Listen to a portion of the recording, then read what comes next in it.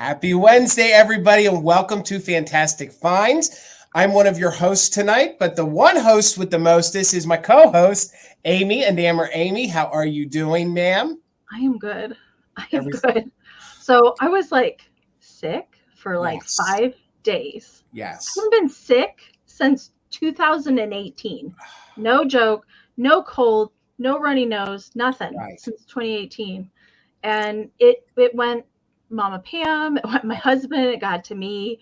So yeah, it took me down for a few days. So I'm feeling much better than I was last week. I have to say, Amie, it's almost 2.5 years that I've known you. I don't think you ever don't feel good. Maybe a sniffle, maybe just once in a while I'll get a headache or something, but I don't down and out. Sick. No. Wow. So, I mean, the only good thing is that it forced me to rest, right? Not do anything because I'm used to go do everything, right? So I guess it was good to just relax and hang out with the cats and sleep, and I guess that's the only positive thing about it, though.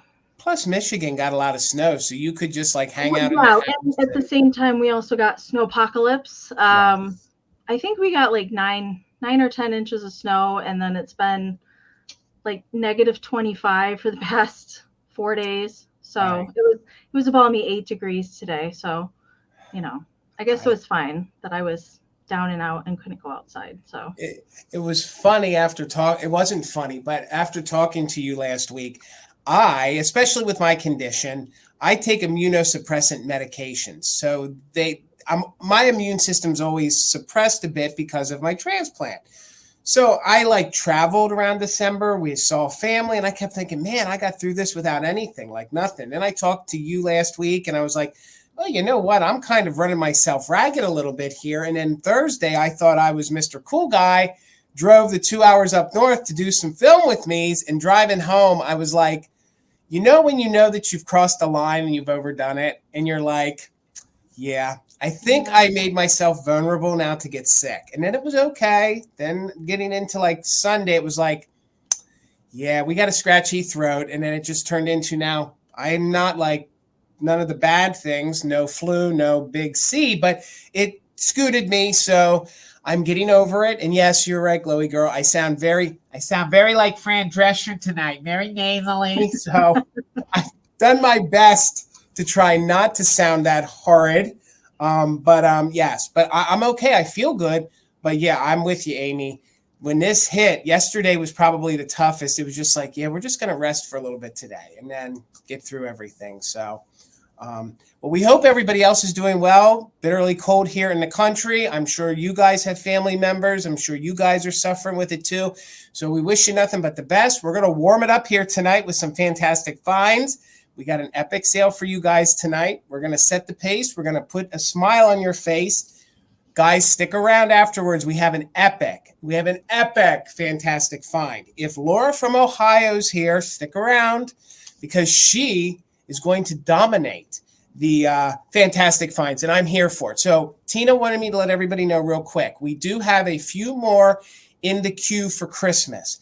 Then we'll start filtering in the other holidays. So we probably have 2 more weeks of Christmas, and then we'll filter in some more of the other holidays. So before we say hello to everybody, I just want to show that email again because we are running a little thin. So if you guys want to send us a fantastic find, this is the email. It is sharemyfindslive@gmail.com.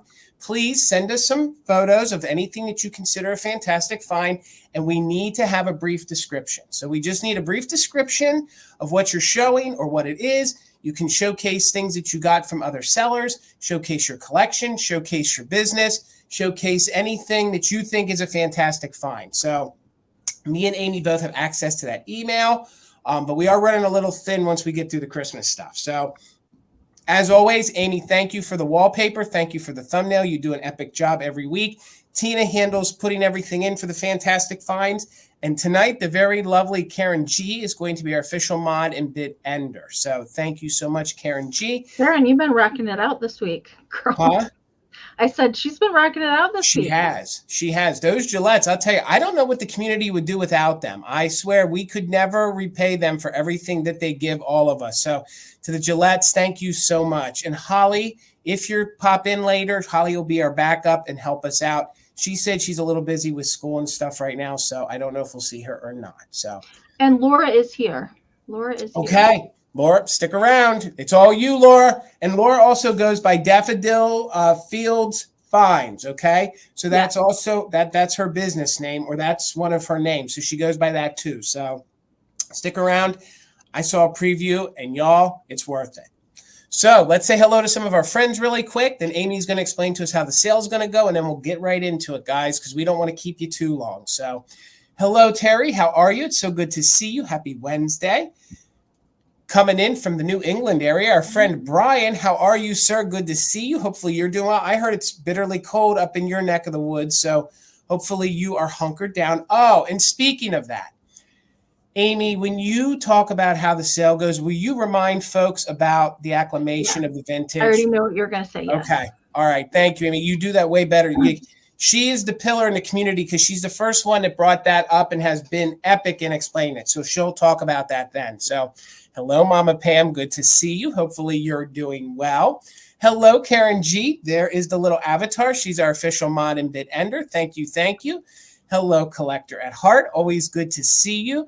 Karen Lord is here with us in the chat. Always good to see you, Karen. I'm a snapping. It don't matter if I'm nasally or not. It is my man, Gavin of Grady Group of Vintage Recordings. Please give this man a follow. He's a hardworking dude. He's putting out all kinds of content. He's in the 900s, almost heading toward 1,000. Please give him a subscription if you have not. Maybe Gavin, maybe your wife will put your link in there for you. So give him a follow. His YouTube channel is fun. He plays music. He plays it on vinyl. He plays it on his turntable.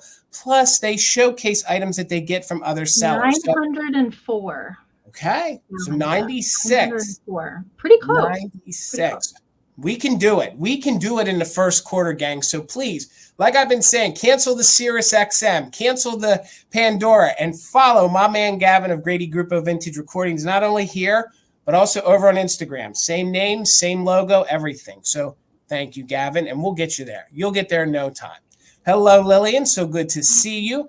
Hello, Kim and Bob. How are you doing? Good to see you. Hopefully you're well, and I'm sure it's warmer where they're at. Although I heard that they got some weird weather into Texas in that area, into the Arizona area too in the past couple of days. So, yeah. Hello, global warming. Yeah, not this year. So hello, Tracy. Good to see you. Hello, Colleen. How are you doing? Hopefully you're doing well. Hello, Sally. Welcome. How are you? Happy Wednesday. See who else is in here with us. Hello, Helen. Good to see you. I hope you had a fun trip. I see that she has a sale scheduled coming up. So please make sure you're following Helen over at New England Thrifter. She has a really fun channel. Please subscribe. Head over and catch her sales. She also does some fun content. She also does some crafting lives. Really, really fun channel. So give Helen a follow. We'd appreciate it. How are you, Jennifer? Good to see you, Jennifer. Hopefully you're doing well. There is the one, the only Karen Kennedy. Meow, meow. Hopefully you and the fur babies are doing good. Everybody's keeping warm in the Kennedy household. See who else is in here with us tonight. Hello, Tina. Always lurking, watching. She's right upstairs. Hello, Linda, my mother. Good to see you. I love you, Mom. Hopefully you're doing well. Checking in from the Garden State, the one, the only Patty Rose. Good to see you. Delights of Mine is right behind her. How are you? Good to see you. We have Liz Martin in the chat. Good to see you, Liz. Hopefully get to see you soon. She travels up and she does shop our store. So we're hoping to see Liz at some time this year. Hopefully you're doing well. There's our friend Glowy Girl. Good to see you. Hopefully you're doing well, Glowy. See who else is in here with us. I think I said hello. No, I don't think I said hello to Sandy, but if I did, it'll be a twofer. Hello, Dawn. Good to see you, Dawn. Hopefully you're doing well. Hopefully everybody is well tonight and staying warm. Hello, Metal Girl. Good to see you. Hopefully you're doing all right up there in New York. We have Weirna. So now we're officially spanning the globe. We go Guten Abend, Weirna. Exact. Say that again, Amy. Guten Abend. I love when you speak German because I can't. The most German I can say is sauerkraut, Bratwurst, Lederhosen, those kind of things, but they're not really speaking German, are they? So, hello, Chris, all the way from Colorado, my broom closet. Good to see you. Hopefully you're doing well, my friend. We'll see who else is in here with us as we get down here. If you guys want to shout out, please say hello. We'll do our best to say hello to everybody. How are you, Melissa? Good to see you here tonight. Hello, everybody. Another Jersey girl, the one, the only Steel Whisper. Always good to see you. Hopefully you're doing well. Who else is in here? Oh, I love saying this name. We got a little buttermilk and cream in the house. How are you? Yum, yum, a little buttermilk and cream. We got Deanna here with us. How are you? We have Debbie Gutierrez in the house. See, I got it now.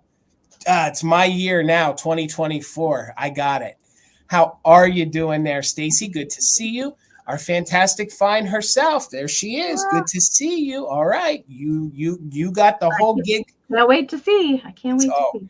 Amy, you're whew, I can't it's good. It's good, y'all. How are you, Brad? Good to see you. How are you? Oh God, there he is. How are you, John? I was going to say that her pictures, her collection, I think is better than my collection. So, and I'm not saying mine's the cat's meow, but I'm telling you, this one is really, really good. So, Hello, John. Good to see you, sir. It's always my pleasure to see you and say hello to you. See who else is here. I want to make sure I say this right. Penelope Meow? Am I saying that right? Penelope. What did I just, boy, don't I just look a fool. Penelope Meow. Hello, how are you? Boy, oh boy, oh boy. I'll tell you, I need to go back to school. How are you, Brenda? Good to see you. I'll just blame that on the Tylenol I'm taking. So hello, Brenda. How are you? Good to see you tonight. We got Cindy here in the chat. How are you? Hopefully you're doing well. Who else is in here with us tonight? Now, we're definitely spanning that globe. We got Heidi in the house. How are you, Heidi? So good to see you. How are you? Hello, hello, hello. My chat's moving really fast, so I hope I'm not missing anybody. There's Vanessa. How are you, Vanessa? So good to see you. Hello, everybody. There's our friend Dawn. Good to see you. Always puts a smile on my face. There's Pat Robinson. How are you, Pat? So good to see you. Hopefully you're doing well. Who else is here with us tonight? There is our friend Heather of Antique Agenda. Gang, please give her a follow. She has a really fun sale every single Sunday night at 7 p.m. So head over there. It's a blast. I'm telling you. Got Kimry Ann in here with us tonight. Good to see you. Good to see you. And I think we're getting down here. We have another Melissa in the chat. We got Susan, Robin. How are you, ladies? So good to see you. Keep on scrolling down here. We got CB. How are you, CB? And I think we're getting down here near the bottom, Amy. And we're going to say hello to Heather one more time so I can unclick that. Hello, Heather. Gang, with about 135 of you here, if you are not subscribed to my co-host, Amie of Enamor Amie, we made it really easy. Her link is down below to not only her YouTube channel, and she puts out content every Sunday around 5 p.m.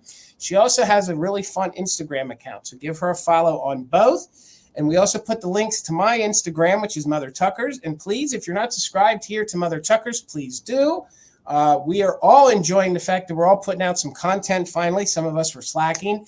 And we're all enjoying the feedback that we're all getting. So it's all coming full circle. So, Miss Amie, you want to take the floor and tell them how everything's going to work here tonight. Yes. So before we go into the nuts and berries of how the sale is going to work tonight, I will touch on the fact that we are in winter. Yes. And if you guys haven't heard, it's been a while since we've touched on this, but in case you don't know, when we're experiencing extreme temperature changes, and especially glass, ceramic, porcelain, anything that's fragile, you guys want to wait when you guys get your boxes, especially since you're buying from us that are in a cold climate and maybe you're in a warmer climate, or the boxes are sitting on a cold box truck for half the day. So you want to, when you get your Happy Mail, bring it in and don't open it right away. Bring it in and let it acclimate for at least 24 hours before you open your box. It's okay to cut the top open and let hopefully some warmer air get in there. But you want to always let your glass, ceramic, anything fragile acclimate before you touch it. Anything with extreme temperature changes is going to make it more fragile, more susceptible to breaking, crazing, even just the slight pressure from bubble wrap.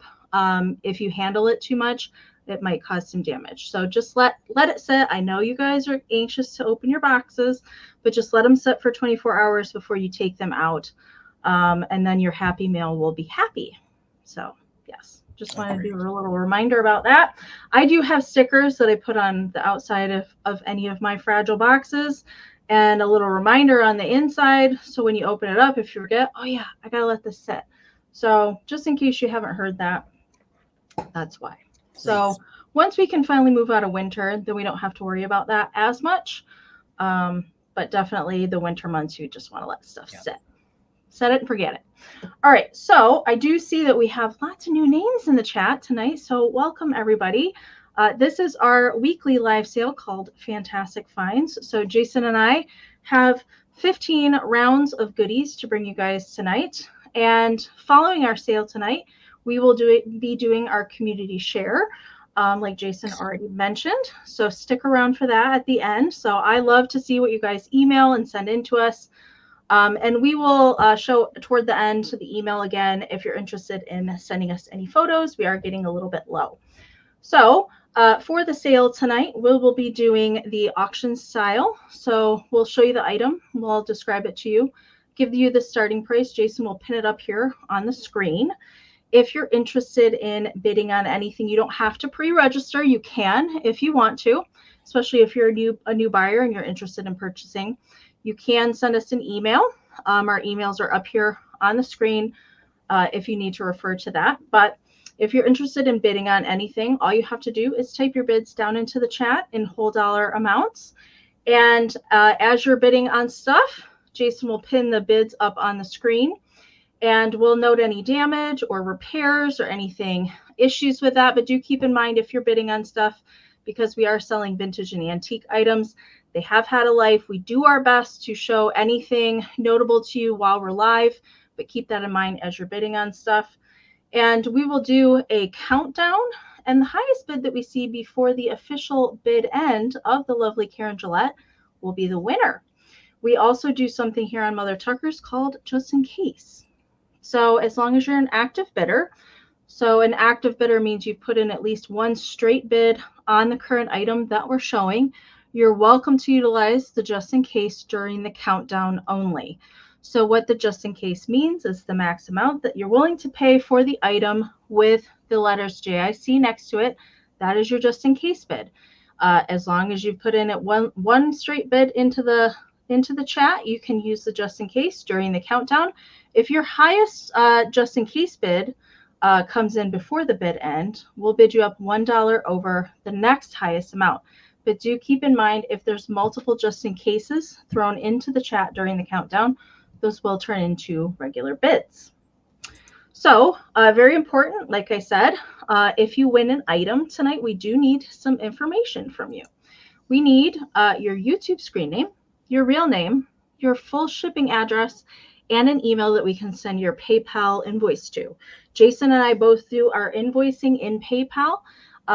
And if you don't have PayPal, send us an email with all the information. Let us know that you want to check out as a guest. That way, when we send our invoices out, we can send you a direct link to your invoice, and then you can check out with any debit, credit card, or Venmo account on PayPal. We use PayPal because it's protection for us. It's protection for you guys.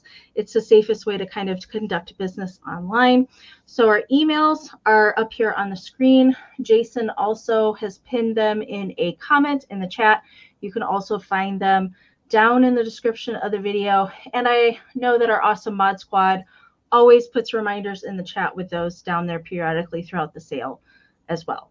As far as shipping goes, Jason and I both utilize Pirate Ship. That is a discount service that we utilize to get you guys cheaper rates on shipping versus retail pricing directly from the post office. So we both utilize that.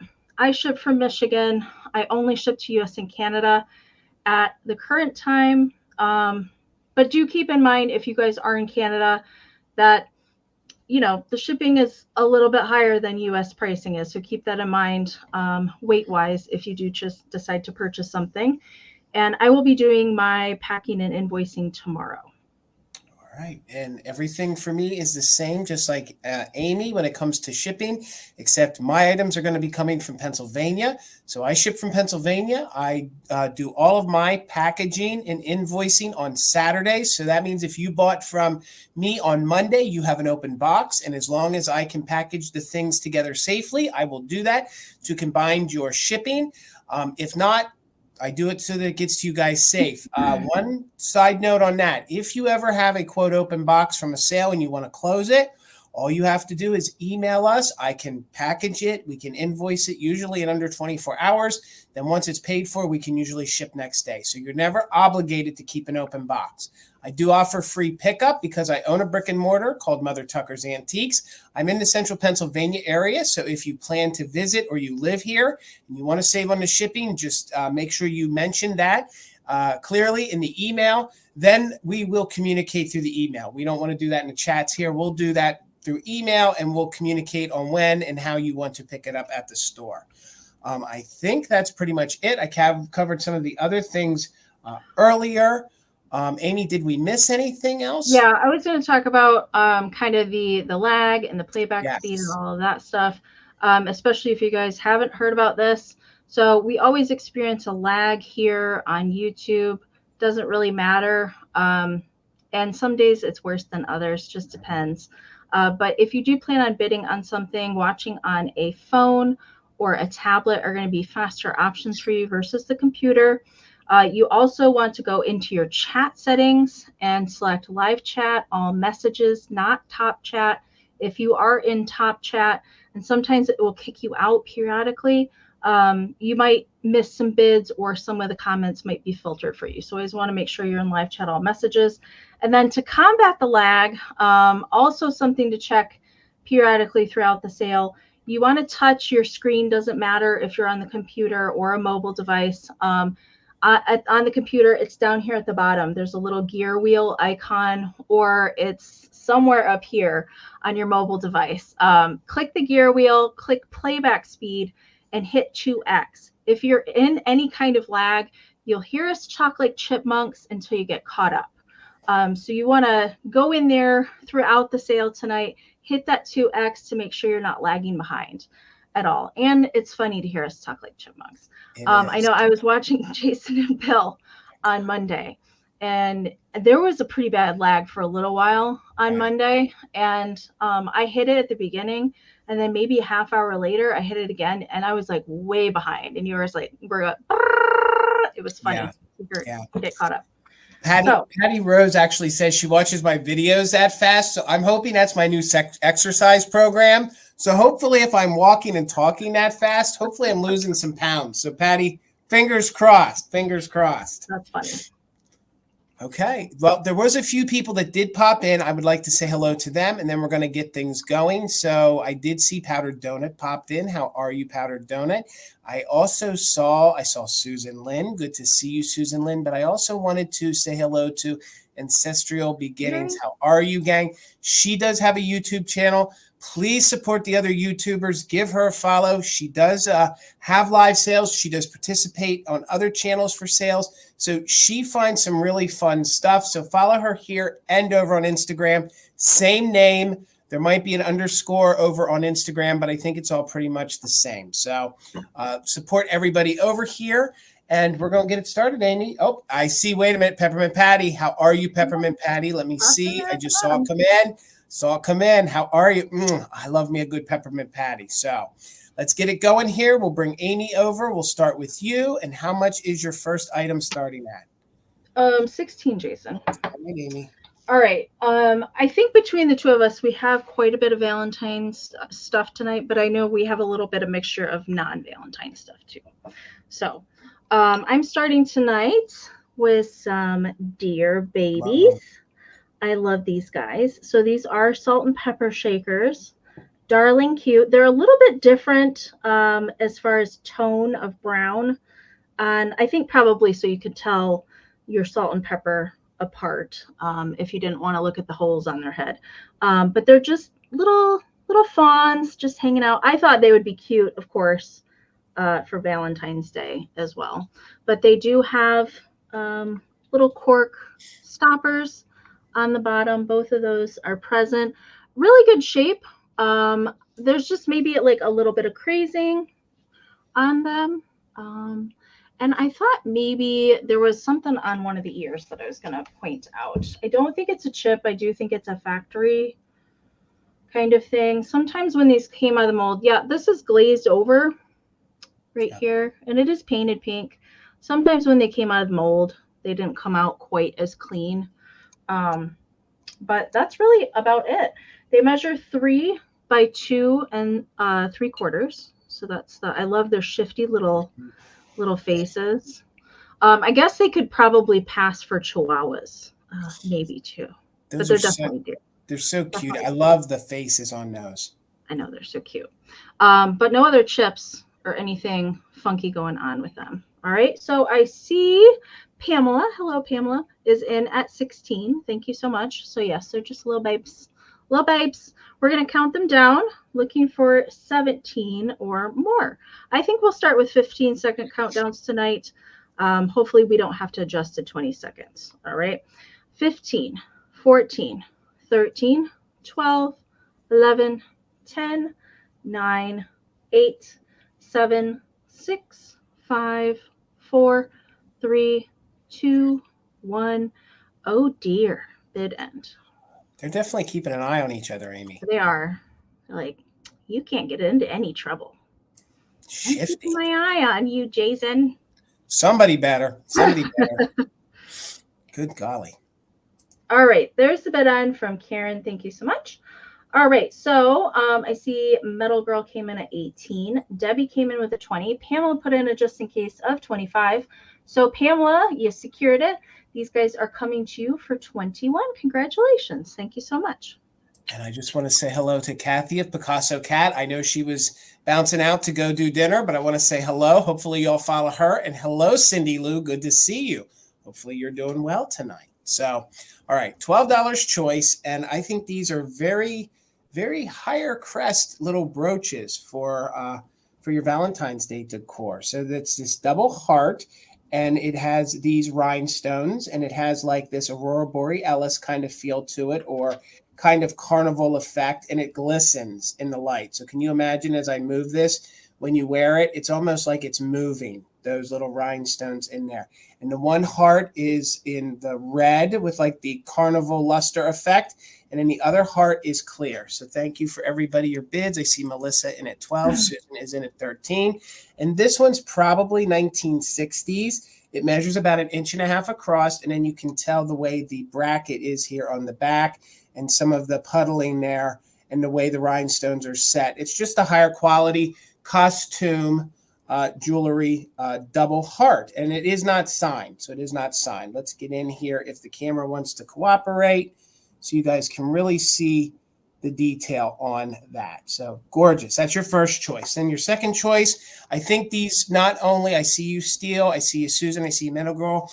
Not only are these fun to wear, but these are great to place with your ephemera. I want to make sure you guys can see. So this one would look great if you hung it on, you know, some great jewelry tonight. I haven't been able to find any harsh jewelry. Tina had just found these, Amy, like 2 weeks ago, and we were so excited because you don't see these type that often, especially with the chunky, larger rhinestone one here, you know, the end of the arrow there. And this one measures about 2 inches. So the first one was 1.5 inches. This one is 2 inches. And again, we believe these are older, 50s, 60s costume jewelry. And you can tell by the quality of the back of them. And they do have a good weight. So I see everybody's bids. Right now we're in with Metal Girl in at 19. So again, that is your second choice.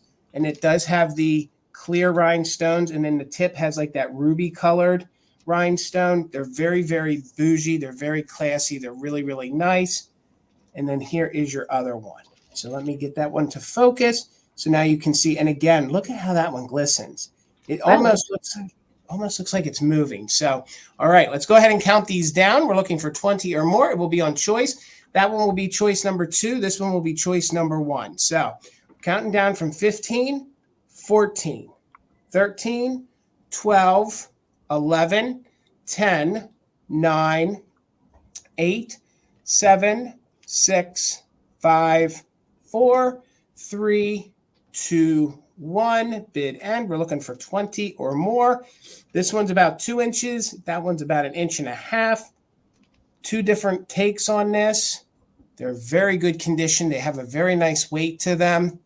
They're going to look great on your collar, a hat, with your ephemera.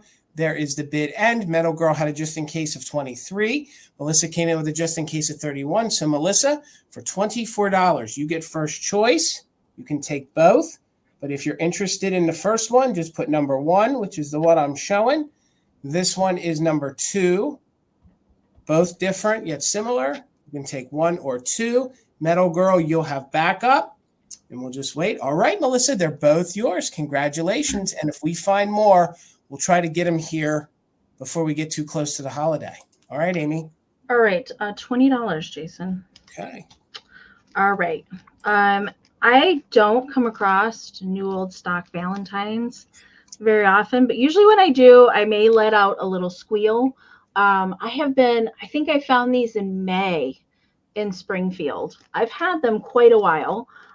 So I've been saving them specifically to bring for Valentine's Day. So these are new old stock, never come out of the package, vintage Valentines. There are 12 Valentines in here with envelopes.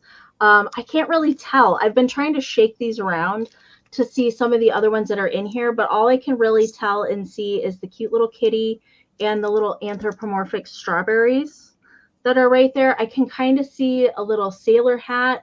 I think maybe that's a parrot that goes with the sailor, but anything beyond that, I can't really tell what's in there. I can't separate them in there to tell what's in there, but the packaging itself is just cool.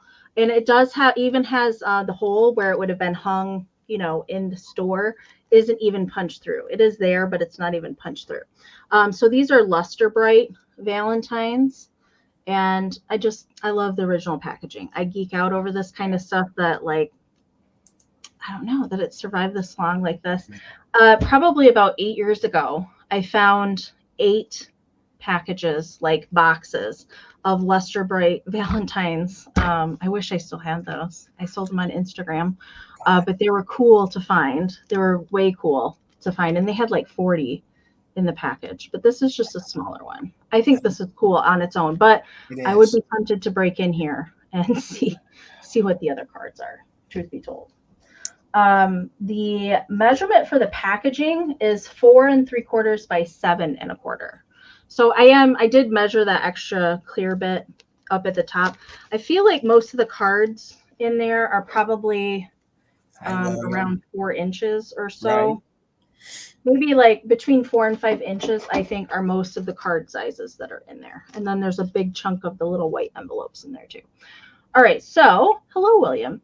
I see William's at 25. Thank you so much. So we're looking for 26 or more. I am going to count these down. Don't forget the just in cases if you guys are bidding. All right, 15, 14, 13, 12, 11, 10, 9, 8, 7, 6, 5, 4, 3, 2, 1. Bid end. Amy, I love that. That big old pussy cat, just like, yeah, I'm stuck in here. And actually, if I get it over here, there's a little bluebird on the cat. Okay. Head. Yeah. I know. I would be too tempted to open this, but there's not really any way to open it that close. All right, there's the bid end from Karen. Thank you so much. All right, buttermilk and cream was at 28. William put in that just in case, so William's going to take it for 29. Congratulations, William. Can't wait to see your Valentine's stuff. I know. All right, guys, $20. And I know that the alabaster eggs have gone insane. I never found a heart, but I did find one to offer for sale. Before we get into it, I wonder what that was in your preview. Before we get into it, I don't know if this is a boober or a manufacturing defect, okay, right here. But I just want to point that out. It's not rough. It actually still feels like there's glaze on it. So if it was missing glaze there, I would assume that it would have, taken an impact. But I just want to note that. But it doesn't distract from it. And it's a large-sized alabaster heart. So for $20, it has its original made in Italy sticker on it. And I tried to research the company. It's Ducheski. Ducheski is the company, and it does say that it is 100% alabaster, and it is a hand-carved heart. That then, of course, then they do paint these, a different color. So it's the same material as the egg. So it is a carved piece of stone. You can see here where the like the waviness or the veining is in it. And it's a nice size too. It's a very nice size. It measures about 3.5 by 3.5. So again, I had never seen one of the hearts before, so that's why I picked it up. I do know that I've been trying to find some Easter eggs to sell at my store or even bring to a live. I can't even get them at any sales. Like, they're paying over 20 or 30 for a single egg. So when I could find this to bring and start at 20, I was really excited. Look at the texture. You can see the veining in it. It has like the darker and lighter red in there. Again, no chips that I can note, just whatever's going on right there. Full transparency. I don't think it's a chip because it is glazed over. So, but you can feel that something was there. So we're in with Melissa right now. I have Laura in at 23. Again, it is a nice sized heart. You could put it in a little plate easel. You could sit it down and use it as a paperweight. All sorts of different things for Valentine's Day or all year round. Again, it's roughly just about 3.5 by 3.5. 3.5 by 3.5. So buttermilk is back in at 24. We are looking for 25 or more. So let's go ahead and count this down just in case for active bidders. 15, 14, 13, 12, 11, 10, 9, 8, 7, 6, 5, 4, 3, 2, 1. Bid end. I was just showing you it has its original sticker on the back. This is 70s or 80s, somewhere in that time frame when it was really popular. Now these are very back in fashion, and the ones that they quote make today are not the same quality of these older ones. So there is our bid end. Thank you so much. Melissa, you didn't need it. It's yours for $26. Thank you so much, and congratulations. And thank you everybody else for your interest. All right, Amy girl. I never see the alabaster eggs. Like I said, the few I see, I can't even touch them for my own collection or for resale. It's really? Yeah.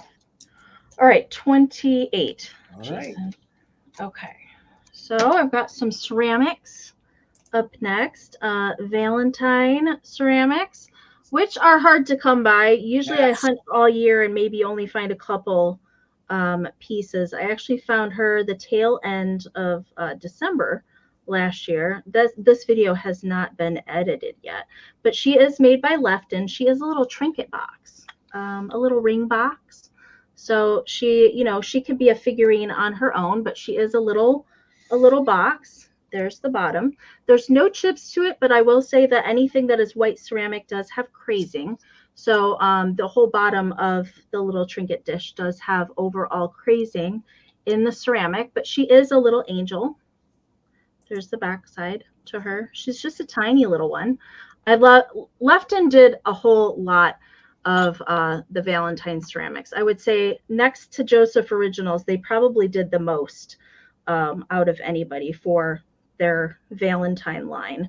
But she's holding little hearts in her hands, and there's little accents of gold throughout. So at the bottom of her dress, on the little ruffles, there's gold.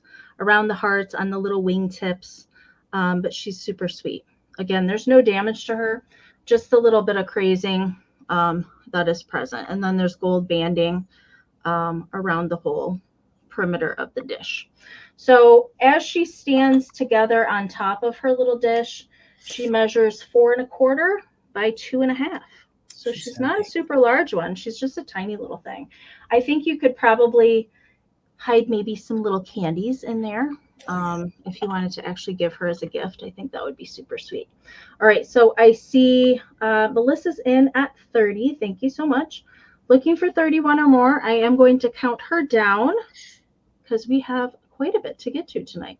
15, 14, 13, 12, 11, 10, 9, 8, 7, 6, 5, 4, 3, 2, 1, bid end. I have never seen this one before, Amie. Really? Ever.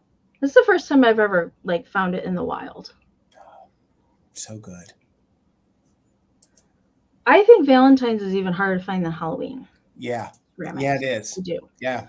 All right. There's the bid end from Karen. Thank you so much. All right.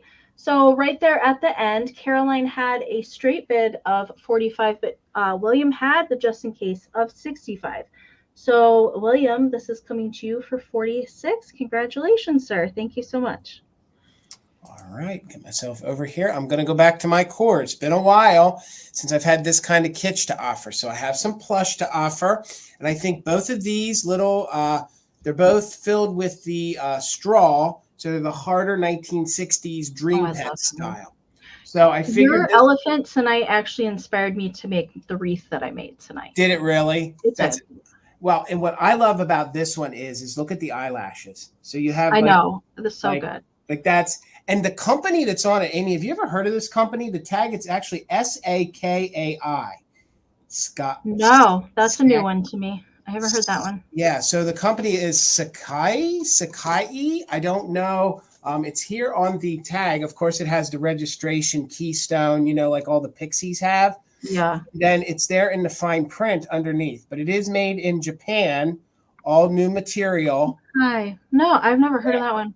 But it feels like a dream pet, and it's the same size as a dream pet. And I've never had that brand before. So thank you. I see you, Laura, in at 14. Trendlin is in at 20. All the felt extremities, very good condition, little weathering, foxing, tethering to it. Very good condition, super clean. And he does sit on his own, he or she. And, we've all had those kind of days where we're just like that. Literally just like that. And inside the eyeball, there's a little bit of orange. And I didn't see if there's any glow. I don't know if anybody would be, well, the whites in the eyes do glow. But so that's your first choice. And that one is, beg my pardon as I read my notes here, 6 inches tall. 6 inches tall on that one. Then this one is one that I know of but never had. This one is little Artie, the artist, and he's the dream pet. He has his original dream pet tag, and he is little Artie. He's little Artie the bear. So, and the big point on this is he has his original paintbrush. When you do find him, all that is sewn in there. A lot of times that's missing, or his little painter's palette is gone, but he has all his original little parts. And he's like a burgundy. He's between a burgundy and a brown, depending how the lights hit him. But he's in such good condition. Like, again, none of the felt has like moth bites, no issues. There's no weird smells. And he also has his tag. Now, when he sits, his neck, he could be pulled back a little, but he's got to see a chiropractor. He's kind of been painting a little Bob Ross too much, and his neck's a little forward. But other than that, he's adorable, and he sits really good on his own. He is roughly about 5.5 inches tall. So he's about 5.5 inches tall, and this guy's about 6. So you can have your choice between the red elephant or Artie, the artist bear. I will paint you like a Valentine. Oui, oui. At least that's what I think he says. So of course I am Artie. I am Artie, the French bear. Oui, oui. So let's count it down. We're looking for 21 or more. We are doing just in case if you're an active bidder. From 15, 14, 13, 12, 11, 10, 9, 8, 7, 6, 5, 4, 3, 2, 1. Bid and I will paint the elephant. No. The elephant does not. I love the eyelids on him. I do too. These are so good, and they're very different. You don't see them that often. These two different ones. So there is our bid. And thank you guys so much for the interest. So we had Trendlin in with a just in case of 24. Laura had a just in case of 31. So for 25, Laura, let me know the elephant or the bear. And you can take both if you wanted both. And then, okay, Laura, you got the bear. Trendlin, let me know if you wanted the elephant at 24. If you pass, I think you were the only bidders, and we'll bring him in the recap. but you could have him for the 24 lashes and all. So I will watch the chat and we'll get it over here to you, Amie. Queso says meow meow. Meow meow, Queso buddy. He has joined us for the evening. William, thank you for that. I did see your comment. Just making sure. Teresa Henderson. William is gifting the little Valentine girl box to you. And I need your address. So if you can email your address to me, I don't have it. So make sure and email that to me. All right. $30, Jason. All right. Okay. All right. So these are getting increasingly harder to find as well. The vintage candy heart boxes. I had a few left over from last year. I've only found one so far this year, but this one's pretty cool. It is a vintage box. I love the little Cupid that's down there at the box. And it is foiled. So it's foiled on the front with the really pretty satin bow, but there's Valentines in here. So you're going to get all the Valentines that are in here as well. Did I count these? Yes, there's 14 total cards that are in the box. I just wanted to show you that the little liner is still inside of the box as well. Okay, so let's show you all the cards that are in here because they're pretty fun. All right, so here, and some of them are signed and some of them are not. You're the perfect Valentine for me. Of course, I would select a cat one to start with. And then we've got Rain or Shine, Be Mine. So they're all kind of, oh, this is like a space. It's like a spaceship kind of one. We've got, oh, this one's cute. Just had to say, Be My Valentine. So they're all, this one's a little stoplight. And we've got a pirate. Arr. Your heart is the treasure I want. It's good. I love the puns on these. You appeal to me. How can you miss with a Valentine like me? We've got a little artiste. Yes, Vivi. Artiste, so oui. Vivi. We've got a little girl that's in the bubble bath. Belting it out. She's belting it out. Another artist one. Let's say, you're a masterpiece, so be mine. Funny. So good. A little Eskimo. Snow kidding. I like you. Cute. A little, my heart is so Chile without you. Grown. There's a little kitty. Little DD. You're the one for me, little kitty. And then these are, oh, that one's the money maker right there. I love that one. Bluebirds. That one's cute. So there's 14 total cards in here, plus the vintage box. Hi, John. Wow. Plus the vintage box. All the Valentines plus the vintage box. Oh, the heart box measures 10 1/4 by 9 1/2. And these stand up really well in those metal plate holders that you can get at the dollar store. They display very nicely. That's how I usually display mine. All right, so I see Peppermint Patty is in at 30. Thank you so much. So we're looking for 31 or more. Hello, Circle 7 Farms. Good to see you tonight. Hello, Colleen. All right, we're going to count these down. We're looking for 31 or more box and 14 Valentines. 15, 14, 13, 12, 11, 10, 9, 8, 7, 6, 5, 4, 3, 2, 1. Bid end. I think these are all probably from the same lot. I got a lot of these at an estate sale last year. They all appear to be made in the USA, but there's no maker's mark, no rust craft or hallmark or anything like that on them. All right, there's a bid end from Karen. Thank you so much. Sorry, I was not paying attention. Peppermint Patty, this is coming to you. Thank you so much.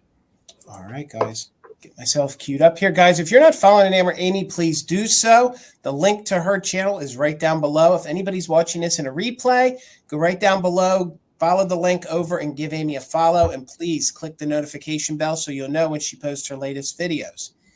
$12 choice. Again, I'm going back to my core. This time of the year, I think in mixing in with your Valentine's Day is always good to have a little kitschy poodle. So I have two choices of pink poodles for you, okay? This one is glittered up and spaghettied up, or someone else. I was in a sale with the Valentinos, and I think Bill said he read somewhere that they called this effect coconut, that it's called coconut. I don't know if I want to live in a world. I don't know if I want to live in a world where that's called coconut, because to me, it's always been spaghetti. So even my grandmother told me it was spaghetti when she gave me her left-in Shopper Girls. So if somebody who bought the things new in the 50s called it spaghetti, it'll always be spaghetti to me. So this is your first choice. She's in very good condition. She has like a collar and a leash that I believe is original to her.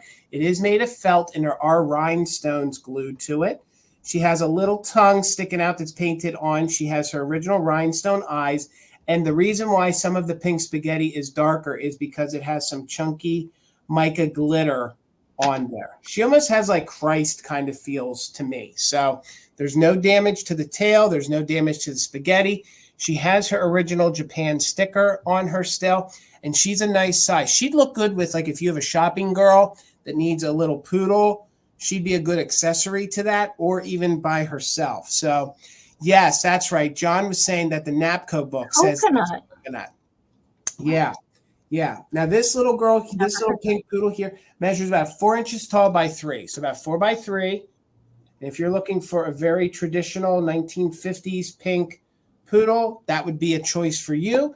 The other one, and I'm not sure the manufacturer on this one would have had a little chained family and an umbrella. So since the umbrella was missing, I had one of these little cake toppers I popped in there. If you don't like the little lovebirds on there, you could spin it around so that it's just a little heart. So I figured maybe she was soliciting that she wanted to chase down some birds. I didn't know. She does have the little hole here where the chain would have attached for the babies, but she is really darling and really cute. And I couldn't find any major chipping to any of those little rosettes on the top. Those are never on this version. We have one in our collection. The flowers are never all that well defined. I mean, there could be a chip or two, but they're just like little dobs of rosettes on there. So, and she is pink. I can see she's getting washed out a little bit.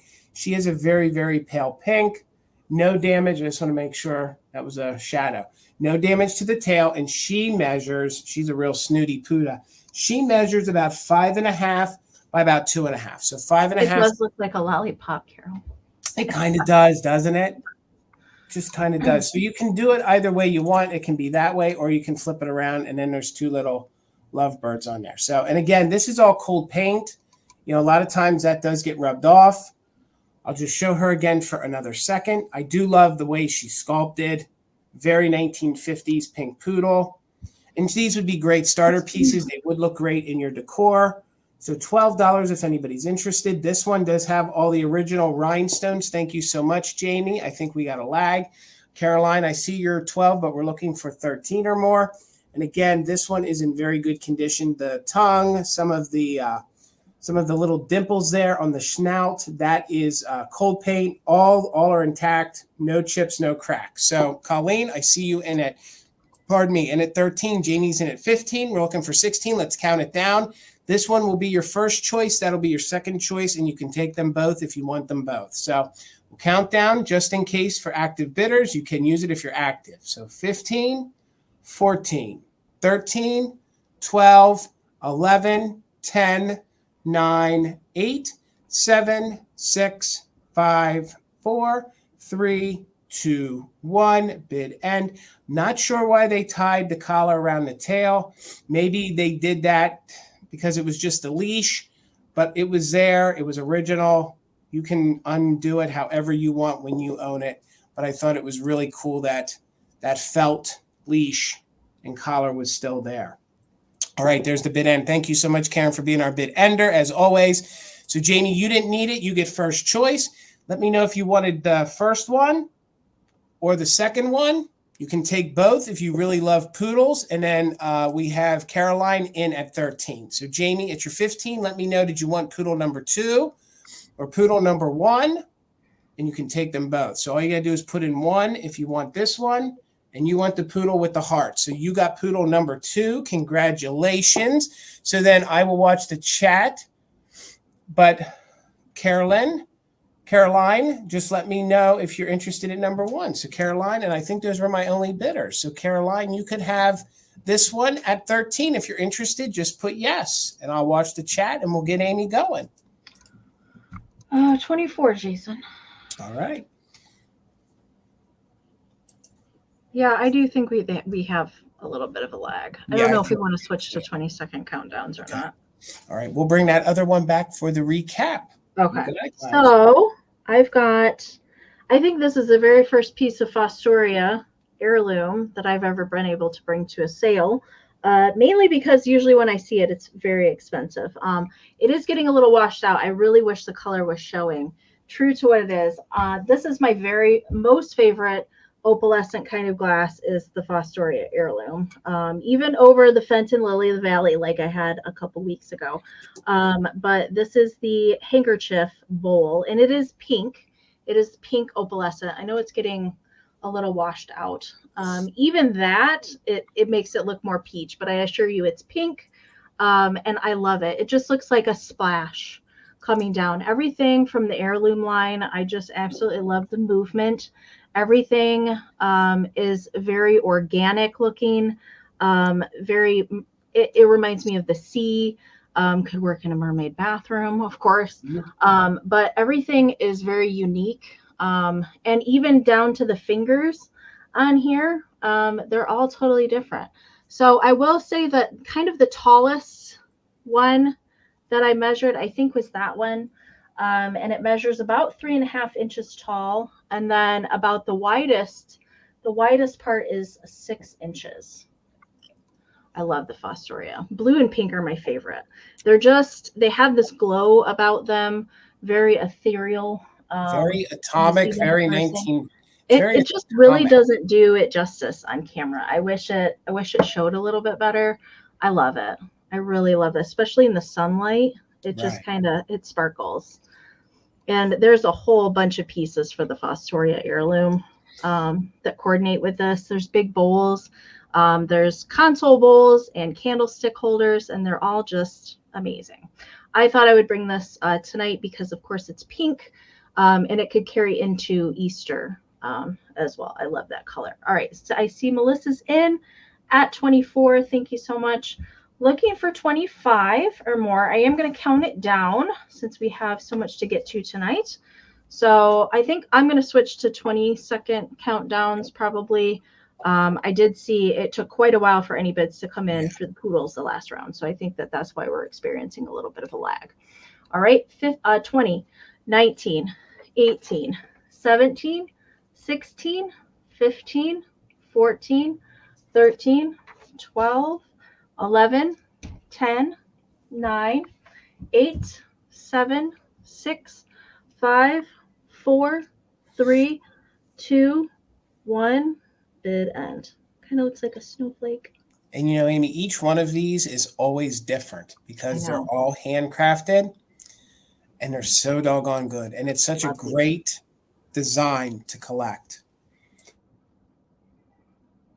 All right, Melissa, I don't think you're going to need your just in case. All right, there's the bid end from Karen. Melissa, this is coming to you. Congratulations. Thank you so much. Gosh, I love that 1950s pink, Amie. All right, guys, $20. And I about screamed when I found this because I have found some of these celluloid Flapper Girl, Frozen Charlotte, whatever they're called by a couple different names, but I've always called them the celluloid Flapper Girls. And gang, I got to tell you, this is probably the most epic one that I have ever found because they would get them and they all said Japan. I'm almost certain this one says Japan. And then a lot of times they would create these creations for them. And this one, she has her fur hat that is attached to her head. Her paint is in very good condition. She has both of her arms. She has this little mercury glass necklace on her. Look at the funky, chunky silver glitter from the 1950s, 1960s. The only condition is, and I wish they wouldn't have done it, the person I purchased it from put a safety pin in the ribbon here. So there are 2 little holes in that and that's how they held the price tag on them. Other than that, she's in very, very good condition. She measures, the doll itself measures just 7 inches tall, but all of her tulle and all of the lace brings her almost double that size. So, wow. And the way it's attached, it is loose, so it is in pieces. So you can see here are her feet. See if I can show you. So those are her feet. So you can sit her and pose her, and she will stand on her own. So she's a very epic doll. There might be a little indent to the feet, but you're not going to see it because of all the tulle and all the crinoline that's on her. I just think she's an epic piece. She looks like a snow bunny. She looks like a very deco style woman with her fur hat. I think she would look great in your Valentine's Day decor, your winter decor. And then you have this rose that is made out of ribbon that's attached. And then you have this lace that's here in the front. And then all of this is tulle, and it's very, very clean. And then they kind of ruffled it here in the back with a little bit more of the glitter. So $20 if anybody's interested in her. Amie, I know you've bought and sold these before. Have you ever? I have, but I don't ever see them like with that elaborate kind of costuming. Usually it might just be the little feathers, or they're naked. You know, they don't have the elaborate dress like that. And both of her arms are intact. And actually, you know, Karen, I see you're 20. It's the same kind of doll that was the paper body that she purchased. Because you do see sometimes that they did the, it would have been not the crepe paper. They would make the crepe paper dresses for them, or they made these. I sold one, and I did think it was a little weird the way they just had these pieces and then they would tie it together with the ribbon. It seems that they did that so that it could bustle and it could open a bit. You know what I mean? Because if it was just fabric, it would not sit. Seeing that it's done like that, you can lift this up and then you can put her, and she does stand. So if you saw my reel, thank you, Jamie. I see you're 23. If you saw my reel, she will stand on her own. I would say that you need to be careful because this one piece of the tulle is attached because it's supposed to be the back of the hat. It does pull her down a little bit. So does take a moment to get her situated and to stand on her own. But I just want to note the little hole right here. You can just kind of see it right here. That's because the person that was selling it put a safety pin in there and put a hole in that silk ribbon on her. So other than that, both arms are intact. They're both still attached with the string. The paint's really good. The paint's really good on her hair. And you can see that it is one of those opened kind of collar hats that the ladies wear, that the very top is opened.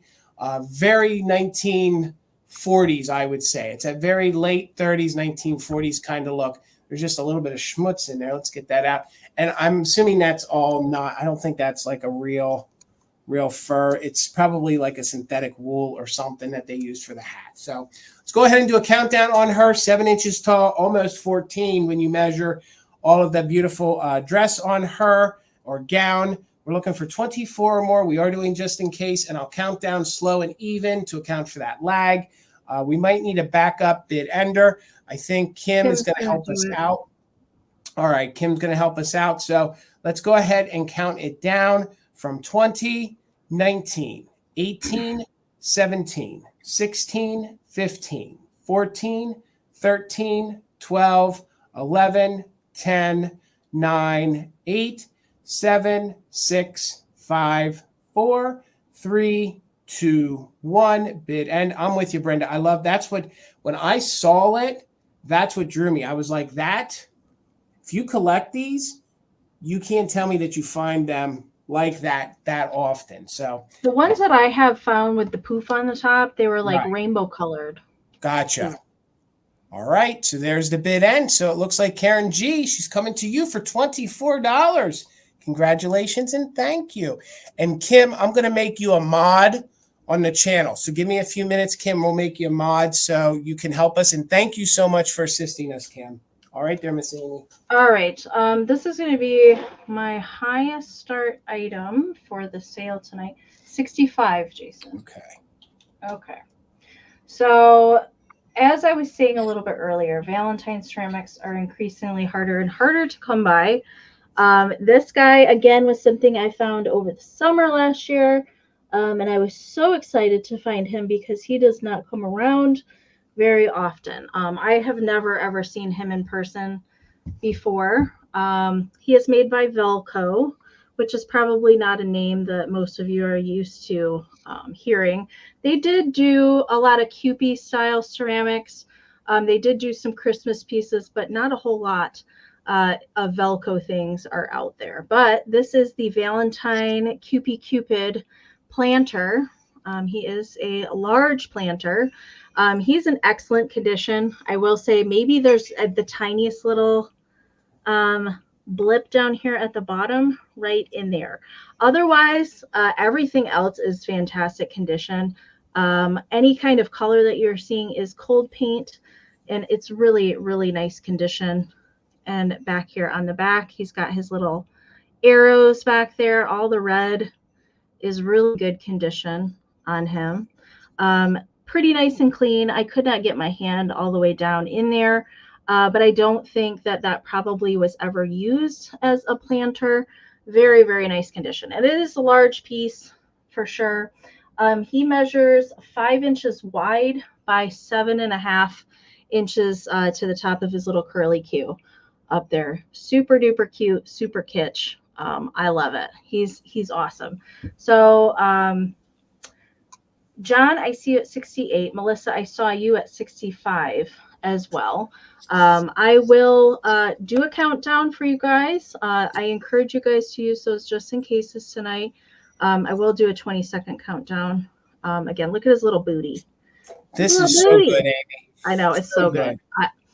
I truth be told, I was tempted, but I knew when I found him over the summer that somebody needed this in their collection. He's just, I love him. All right, we're going to count him down, looking for 69 or more. 20, 19, 18, 17, 16, 15, 14, 13, 12, 11, 10, 9, 8, 7, 6, 5, 4, 3, 2, 1, bid end.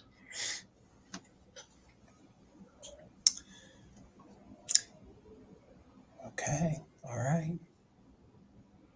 Whoop. All right, you guys. All right, there's the bid end from Karen. Cute bid end, Karen. Okay. Melissa had a just in case of 71. John had a just in case of 85. So John's going to take it for 72. Congratulations, John. Thank you so much. All right.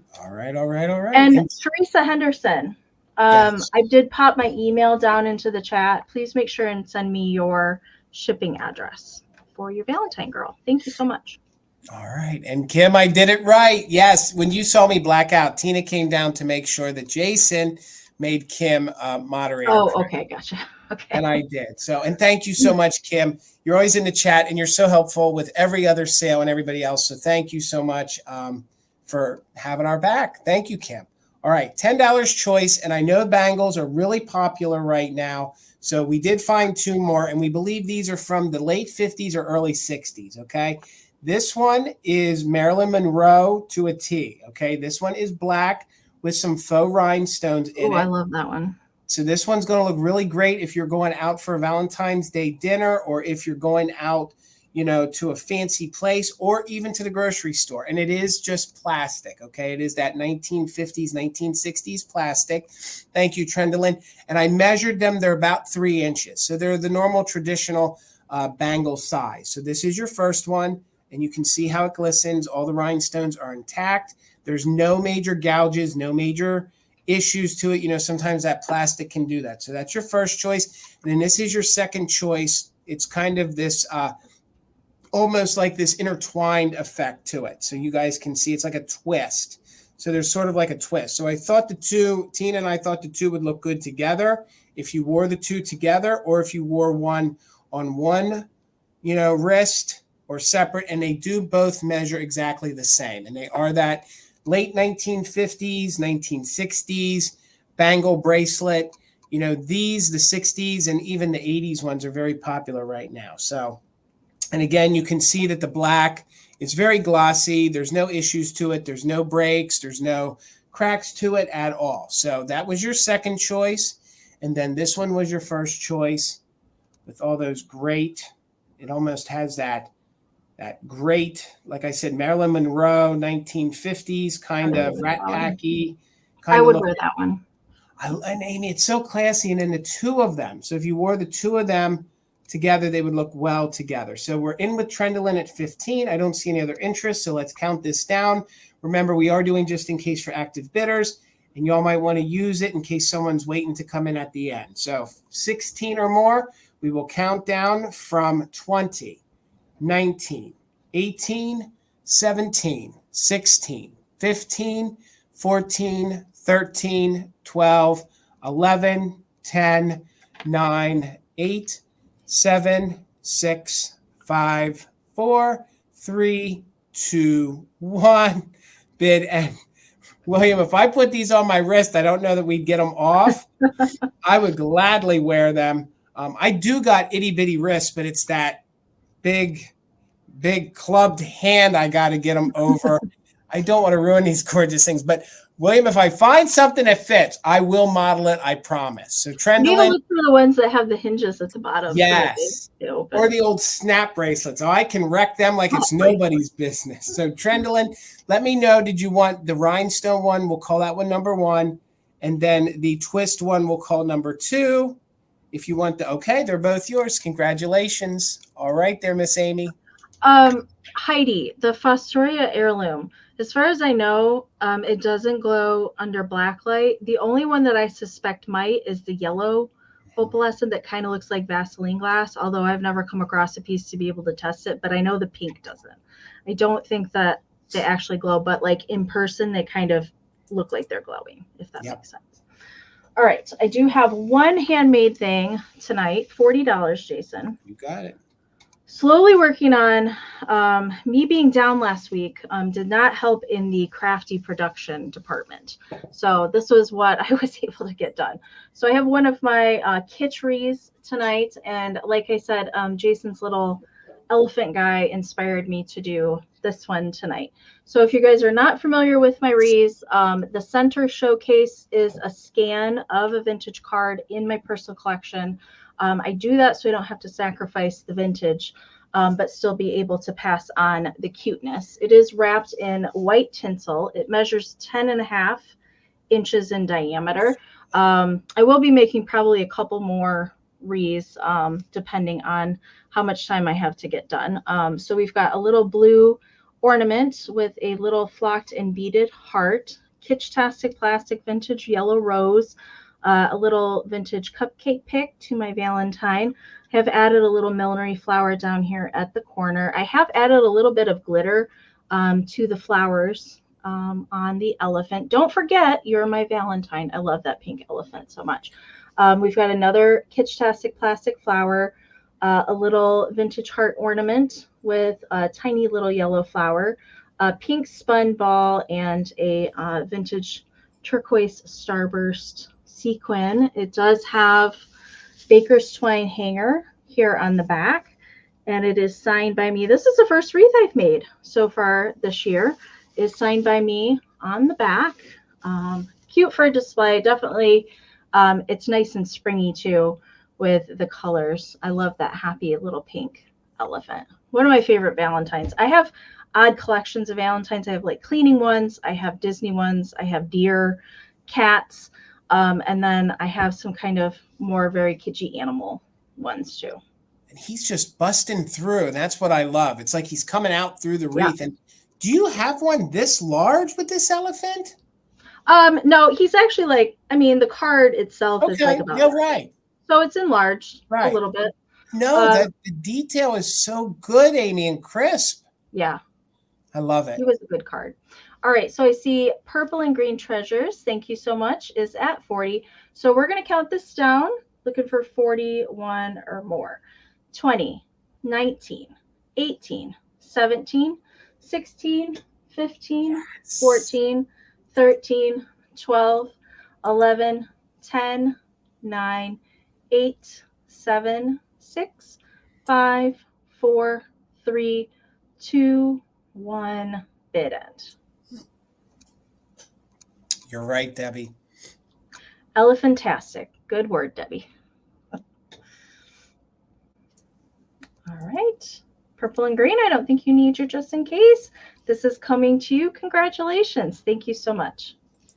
All right, guys. I have probably my highest priced item of the evening, and it is because when L.E. Smith created the line that they called Smith Glass, it was like their higher end line. So when Fenton started to use the different F's and things to kind of designate a higher grade of their glass, Smith kind of copied them. So any of these pieces that have the S on the back that I show you, it is their higher end glass. Okay. And this is a gorgeous ruffled bowl.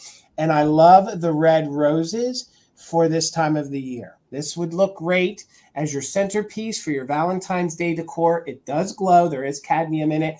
But I just want to show you how red a piece of glowing red glass can be, because some of the ruby reds do not glow. So this really, really glows under the light. Very red, not so much orange. But I will show you that on the flip side, there you can start to see the amberina come through, and then you can also see the roses here on the outside. So it is a three-dimensional bowl in the aspect that from the side you have these roses, and here on the bottom, if we can get it to show, you can faintly see the S in the middle. When I showed this during my last video, I thought it was Imperial. Like, it is just as good as Imperial glass, but then I was able to see the S on the bottom. So if you're looking for a gorgeous bowl to maybe put some Valentines in to decorate with, put some conversation hearts in, or just use this the way it is, this is just a very, very gorgeous bowl in the aspect that the red, just the reds. And then I will show you how it glows. It is a nice weighty sized bowl. So there you can see the cadmium coming through here on the bottom. Not so much on the top, which I like that. And again, this is one of the bowls where they did make this pattern in a lot of different colors. Right now, I couldn't find it anywhere for sale. I found a red one with some, I found a blue one with some iridescence, but these Smith patterns with just the S, when they called themselves Smith Glass, which was just L.E. Smith, but they dropped the L.E. part, they did not produce as many. It was higher quality. You can see that it's a thicker glass, a glossier glass, and you just can't find very many versions of this. So right now, if you wanted one, you can only find one in blue. You couldn't find a red one. So let me give you some dimensions on it. It's about 7.5 across. It's about 7.5 across. And then when it sits about 3 inches tall. So again, it is patterned glass. So it was put into a mold. And with this being their higher quality glass, there are no rough mold marks. They really eliminated all that. So thank you so much. I see you in Circle 7 Farms. Thank you so much, Laura. I appreciate you in at 30. We're looking for 31 or more. And again, like I said, this is a thicker than the Moon and Stars. Sometimes the Moon and Stars, you do find some rough spots. You do find some straw marks. When they created their Smith line, they even marked some of the Moon and Star with the S for the Smith line. It was supposed to be the top of the line. So they did some iridescence. They did some opal essence that were just that one time, that run. So we're in right now. I see you, Tammy, in at 35. So we're looking for 36 or more. And if you guys do some research on this, you will see what I'm talking about. So let me just show you real quick, and then we'll do a countdown. You can see the great details. This one is a rose kind of about to open. It has some scroll effects here. Then we have a full-blown opened rose. So we have a fully blossomed rose. You have some of the rose leaves, and then it repeats again with this like lattice kind of scroll work here on the side. And then we have some more of the roses there. Then we have that whole rose grouping right there in the middle, as if it's right off a rose bush. So this is just a gorgeous bowl. And if you uplight it with a black light, you'll get the glow from underneath. So 36 or more. Let's go ahead and do a countdown. No chips, no cracks. This is Smith glass, also known as L.E. Smith, but it was their higher top of the line in the 80s. I think they first started just calling some of it Smith glass in the very late 70s, did more of it in the 80s, and then finally toned it down in the 90s. So we'll count down from 20, 19, 18, 17, 16, 15, 14, 13, 12, 11, 10, 9, 8, 7, 6, 5, 4, 3, 2, 1, bid. And they even gave it like this kind of texture to it, like a Blanco. You could tell that they were really putting it out there that Smith wasn't just... I wouldn't think that was a Smith piece, like looking at it. Yeah. And like I said, when I'd shown it in the video, I went right to Imperial. But then when I saw that S, I knew it wasn't. So, all right. We got Circle 7 Farms with a just in case of 65. So it is yours for 36. Congratulations so much. It's a really, really great bull. And it can start you collecting some more of the Smith pieces. All right, Amy. 24, Jason. All right. Okay. You guys know I have a weakness. I have a weakness for the vintage plush. I love him. Again, I've had him since last year. I can't remember how long. I think March last year I've had him. And he's a Valentine squirrel. How cute is he? Now, I will say that the original ribbon that was on him was white, but it was pretty nasty. So I took it off. I went ahead and replaced it with some nice satin ribbon there to tie around. And the red ribbon that's on the tail, that's original. That's original to the piece. Now, I will say for the white, there's a little bit of discoloration. Very rarely do I find any kind of plush that has white on it that doesn't have. This is very typical for the Santa plush, anything like that, but very, very nice condition. He's stuffed very nicely, isn't floppy, really, really nice condition. Now he has little felt eyelashes and eyelids, a little felt mouth, hard plastic, little nose, very soft. He's just darling. I just thought he needed to be in somebody's Valentine. He would look really cute on a bed if you have like a spare room that you decorate, kind of for the holidays or something like that, or a plush collector, of course. I love him so much. He's not a Rushton, but he's very cute. He is made by Dollcraft Novelty Company, so he does date to the 1950s on him. So I think he's pretty good shape for the 1950s, of course. So measurement for him, he does measure 13 by 14. So he is a little bit larger of a squirrel, for sure. His tail, Amy. I love his big tail. I know. Oh my God. I love him. I don't know. Maybe he could be a skunk, but I think he's a squirrel. I'm thinking squirrel. He's kind of borderline. He's one of those, up for interpretation critters.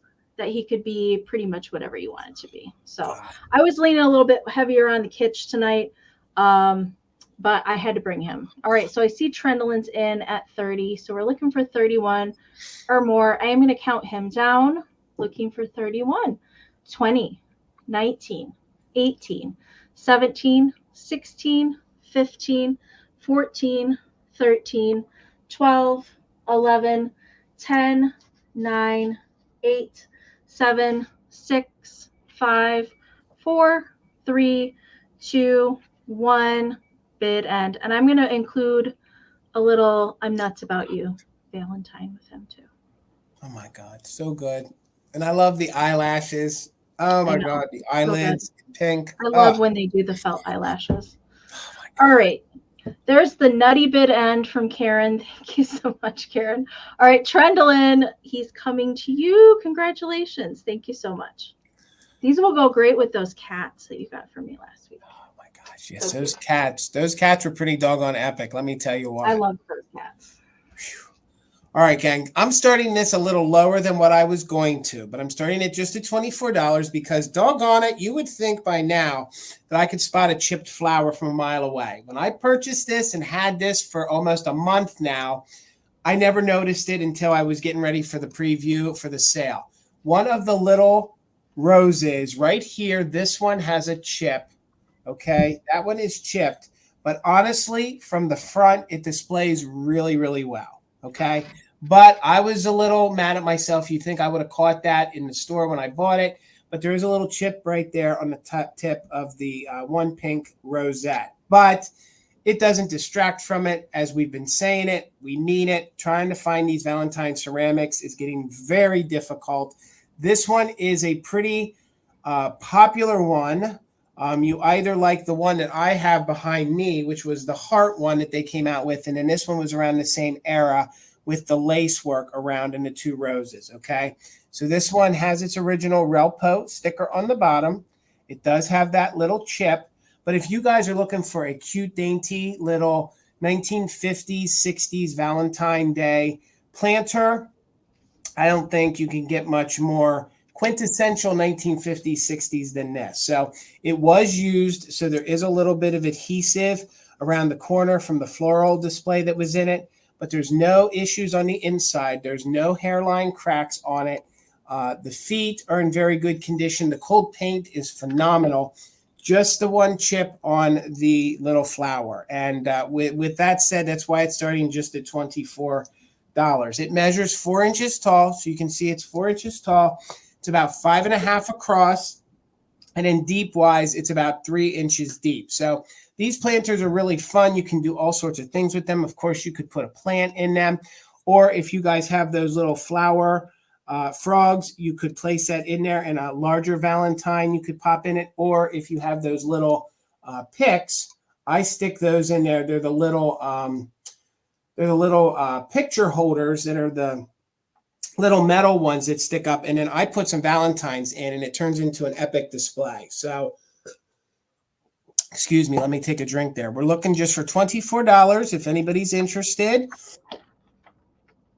Excuse me, I got a dry spot in my throat there. So $24 on the Relpo planter.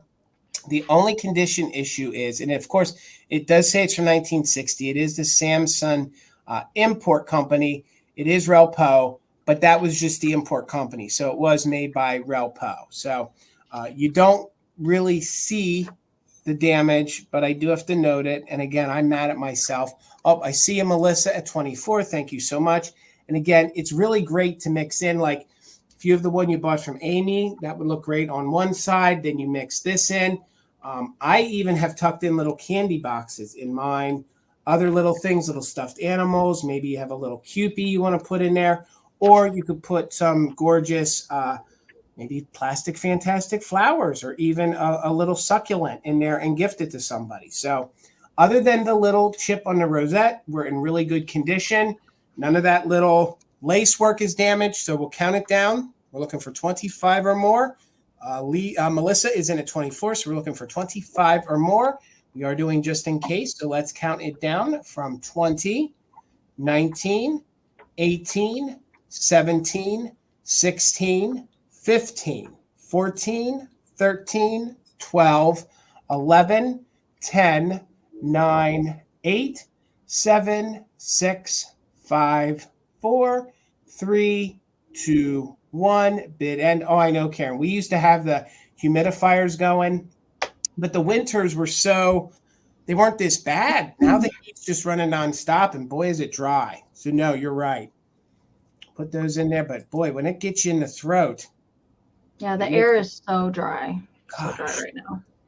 All right, so there's the bid end. So Lillian came in with a 25, but Melissa came back and said, nope, I want it. So for 26, it's yours. Thank you both for the bids, and congratulations. The one planter that's behind you is significantly larger, though. That's the big one, isn't it? Yeah, that I believe used to be a store display. A store display. Yeah. That's a big one. Yeah. It doesn't look that big, like right behind you, but it's a hefty planter. Yeah. I was leafing through my NAPCO book because I wanted to show you some of the other lovely ladies in this collection, but they're not in there. The only ones that are in there are the Christmas versions. I thought that they were in there, but they're not. So this is going to start at 28, Jason. All right, Amy. All right. So this is a NAPCO Bloomer Girl. They're called that because they're all in different poses. I think that there's eight different ones in different poses and different colored little dresses because they all have their little bloomers peeking out from underneath their dress. It's a whole little series of figurines. All have very good value. on these, but the Christmas versions are very, very expensive. I've only come across one ever, but she is dressed in pink. So the whole series of these, they're sitting or leaning or on their, they're posing for their senior photos, but they're all dressed in little pastel dresses. I thought I would bring the pink one tonight. Again, I thought she would be cute for Valentine's Day. So she is stamped NAPCO wear, does have the foil sticker present there on the bottom. So this whole series is from the 1950s. And there are some really pretty lady head vases that match these pretty well, although they're not identical, but they do go very well with the styling that they have with their hair. So there's no chips to her. Usually it's the little rosette or the bow on the top that is prone to chipping on these. They all are molded that way. And then next would be the feet, but there's no damage to her. There is just a little bit of crazing. For whatever reason, the crazing on the dresses usually happens in the little pleats on the dress, but very sweetly painted, blue eyes, little red lipstick going on. Measurement for her, she does measure 3 1/4 by 2 3/4. And again, she just has crazing present, but no chips on her. Very good shape. She is NAPCO wear, right, Amy? She is NAPCO. Okay. Yep. She is NAPCO. Yep. Stamped, numbered, and foil sticker there on the bottom. Agreed. All right. So I see Daffodil Fields Laura is in at 30. Thank you so much. So we're looking for 31 or more. I am going to count her down. 30, 20, 19, 18, 17, 16, 15, 14, 13, 12, 11, 10, 9, 8, 7, 6, 5, 4, 3, 2, 1. Bid end. I'll show you the Christmas ones. She kind of does have a Sally Fields kind of look about her. Yeah, kind of. So there's 2 of the Christmas ones. There's actually 5 different poses for the Christmas ones. And those ones are very hard to find. I will say that. All right. There's the bid end from Karen. Thank you so much. All right. So right at the end, we had Daffodil Fields had a just in case of 35. Shannon, hello, Shannon, had a just in case of 38. So Shannon's going to win it for 36. Congratulations, Shannon. Thank you so much. I haven't sent you some Happy Meal in quite a long time. Thank you so much. She is so adorable. And Karen, thank you so much for being our mod and bid ender tonight. Karen, Kim, thank you so much for having our backup. Thank you both Karen. So much, ladies. So $24, and I was excited to find one of these. I've seen other channels sell them. I couldn't find one that was in this good of condition up until when I found this one. So this is some 1950s pink porcelain. This is a double hand vase. Okay, it's in very good condition. None of the flowers are damaged. Okay, none of those flowers are damaged. I don't know if you guys saw my preview, but in the fingers, you can, and I'll show you, you could pop some ephemera in there. These are great, not only to use as a vase, but these are nice to put in your bedroom. You can lay a little ring around the fingers. You can drape your necklaces down around the thumbs. So this isn't just what you see. It's the things it can be used for. So the company on the bottom I had never heard of before. Have you ever heard of Enamor? Enamor China, Amy? Well, China? Enterprise exclusive, I do. I mean, that's a Canadian distribution of Bradley Ceramics. Okay, so this would have been probably the Canadian version. Mm-hmm. I was amazed when I found this. And again, they're very popular. Again, all of these hand pieces, whether they be the milk glass pieces or the porcelain pieces, they're very, very collectible.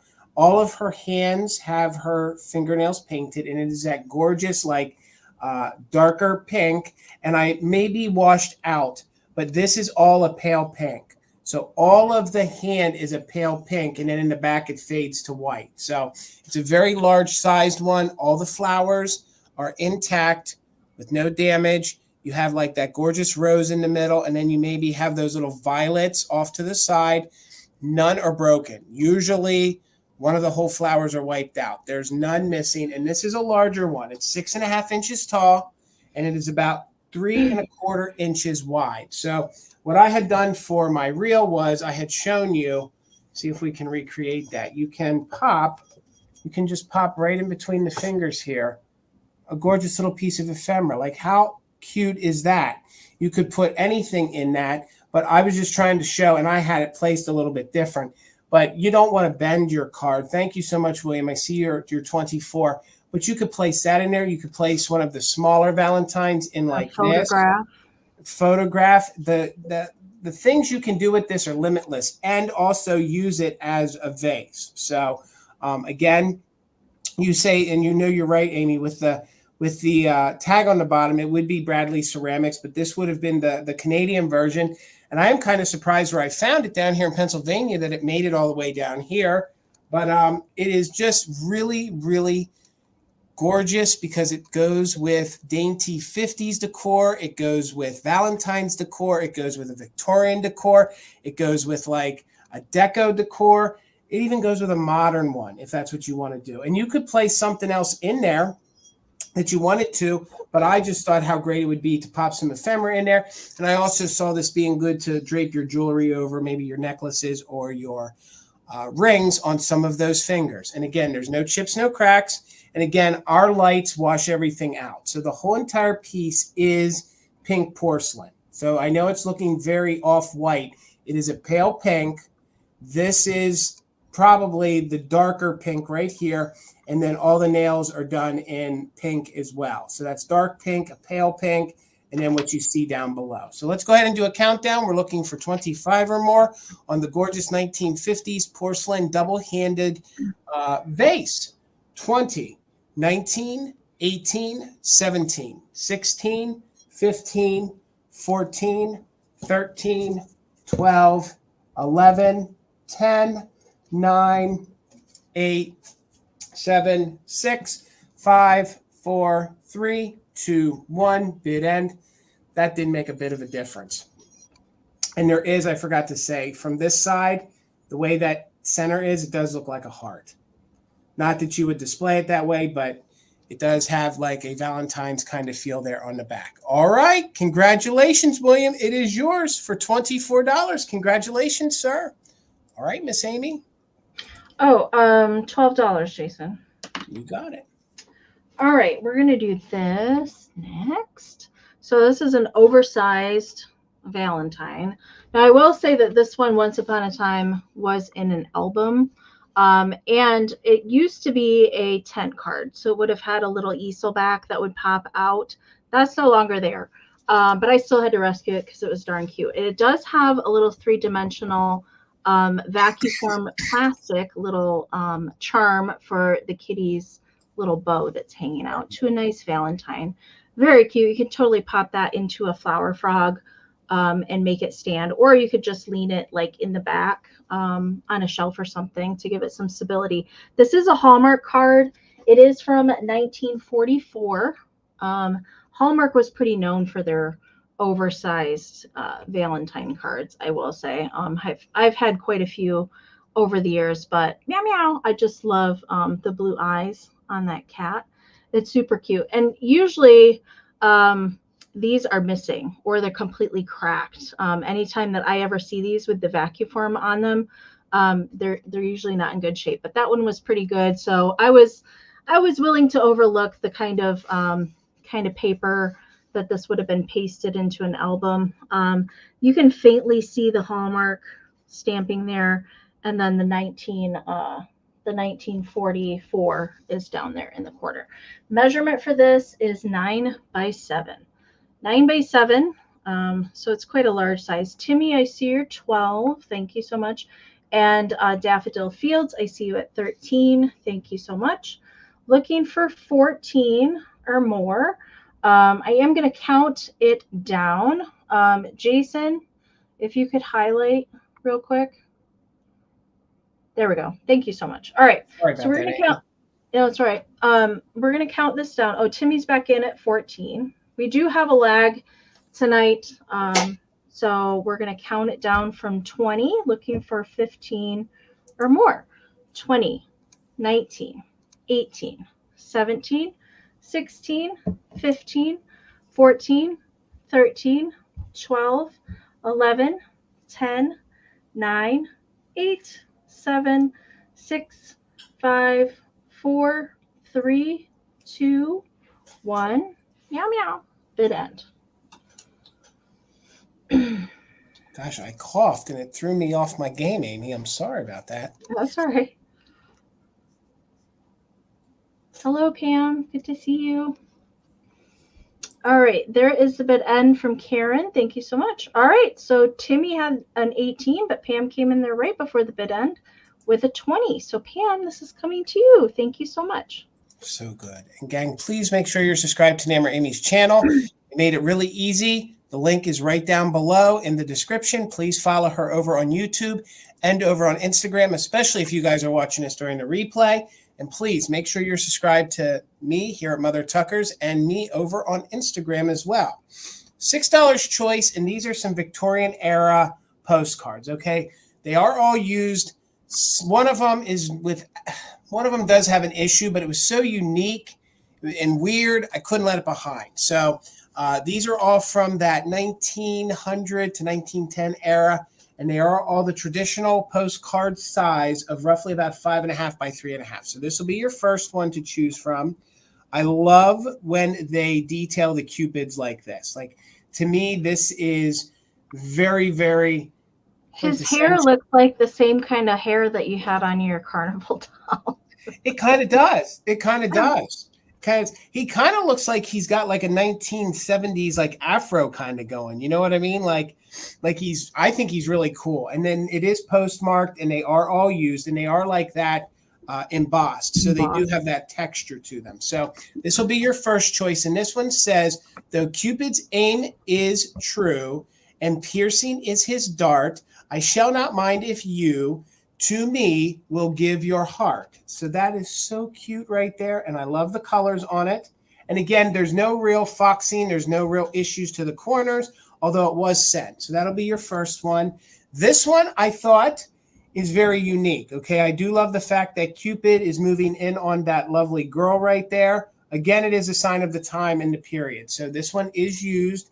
And this one could have come from the same estate. So this one says, love is like union of two hearts that beat in silent melody, time with its remish impact, though I can't make that out because my eyes. No fusion to its eternity. I think that's what it says right there. So maybe you guys can see it better if it focuses. It says, love is the union of two hearts that beat in silent melody, time with its ravishes impact, no fusion to its ecstasy. There we go. I could not read that to save my life. So that is your second one. Sorry, the lighting in here was not that good to read that. So that'll be your second choice. This one has a condition issue, but I just thought it was really different. So you have this very dapper fellow, to my Valentine. I think he was trying to court his woman friend there. We do have, and this one says, to my Valentine, say yes. So I don't really know what's going on there, although I do know a lot of the Victorian times, you know, Cupid was sent in to court the woman. I don't know if someone else was trying to court the woman, but this one was just too unique to let behind. So I really enjoyed that one. And then we have your very traditional Cupid as the little depicted like a little child, and it says to my Valentine. And again, all of these are used, and they're all from right around that 1910 time frame. So we'll show them to you again. We'll claim them in numbers. So this one will be number 4 if you're interested. So that one will be number 4. Melissa, I see you when it's 7. Thank you so much. This one, I wish I could read more into that to understand what's going on there. But I just thought it was so unique. That one does have the major creases. But I'd never seen one like this, so I couldn't let it behind. One's really different, yeah. It almost looks like they're sitting on in a train car to me. Do you know what I mean? Like with the way the seat is, like they're on a train car. I don't know if they're not getting along. I don't know what's going on there. So this will be your third choice. Then your second choice will be the one that was difficult for me to read because the font was so small. So that one will be your second choice. And then your first choice will be this one that I was using in the double-handed vase. And I just think they all really, really are that Valentine's-y kind of postcards that fit the era if that's what you guys are decorating in. So let's go ahead and do a countdown. We're looking for 8 or more. We are doing just in case for active bidders. So Melissa is in at 7. So we're looking for 8. Maybe she did say no, Sleeping Bee. I think maybe she did say no. And Cupid was trying to, be the wingman and help him out. So I don't know. So 8 or more, let's count it down from 20, 19, 18, 17, 16, 15, 14, 13, 12, 11, 10, 9, 8, 7, 6, 5, 4, 3, 2, 1. Bid end. I like everybody's. See, that's what's the great part about hard that. To get. Yeah.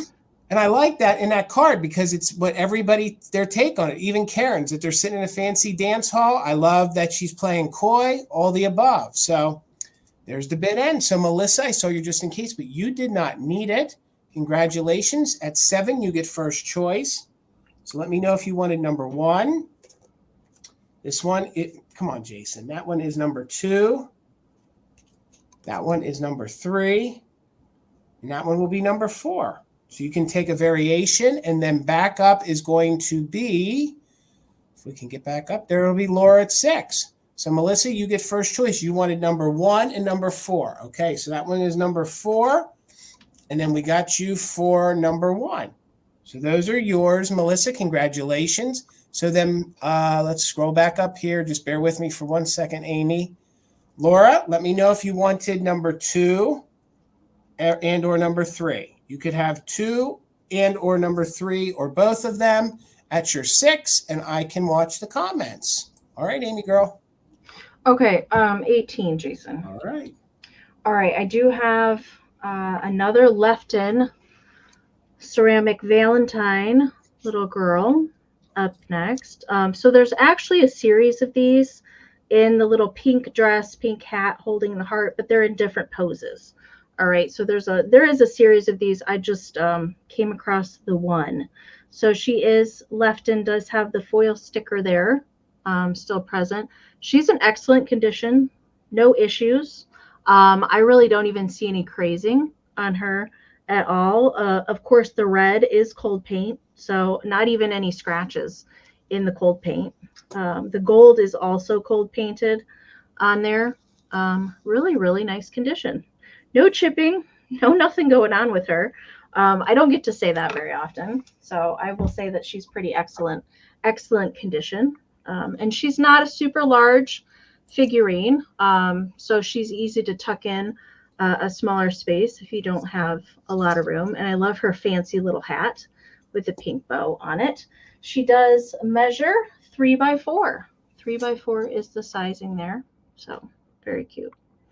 All right, so I see Melissa came in at 18 and Caroline's in at 20. I believe there's 2 other poses. I think there's a set of 3 of these gals in their pink. So she's getting a little washed out. So she's light pink, very light pink is what she's dressed in. So I see Melissa's back in at 21. So we're looking for 22 or more. Buttermilk and Cream just came in there with a 24. So we're looking for 25 or more. I am going to count her down. We still have a few more rounds to get to.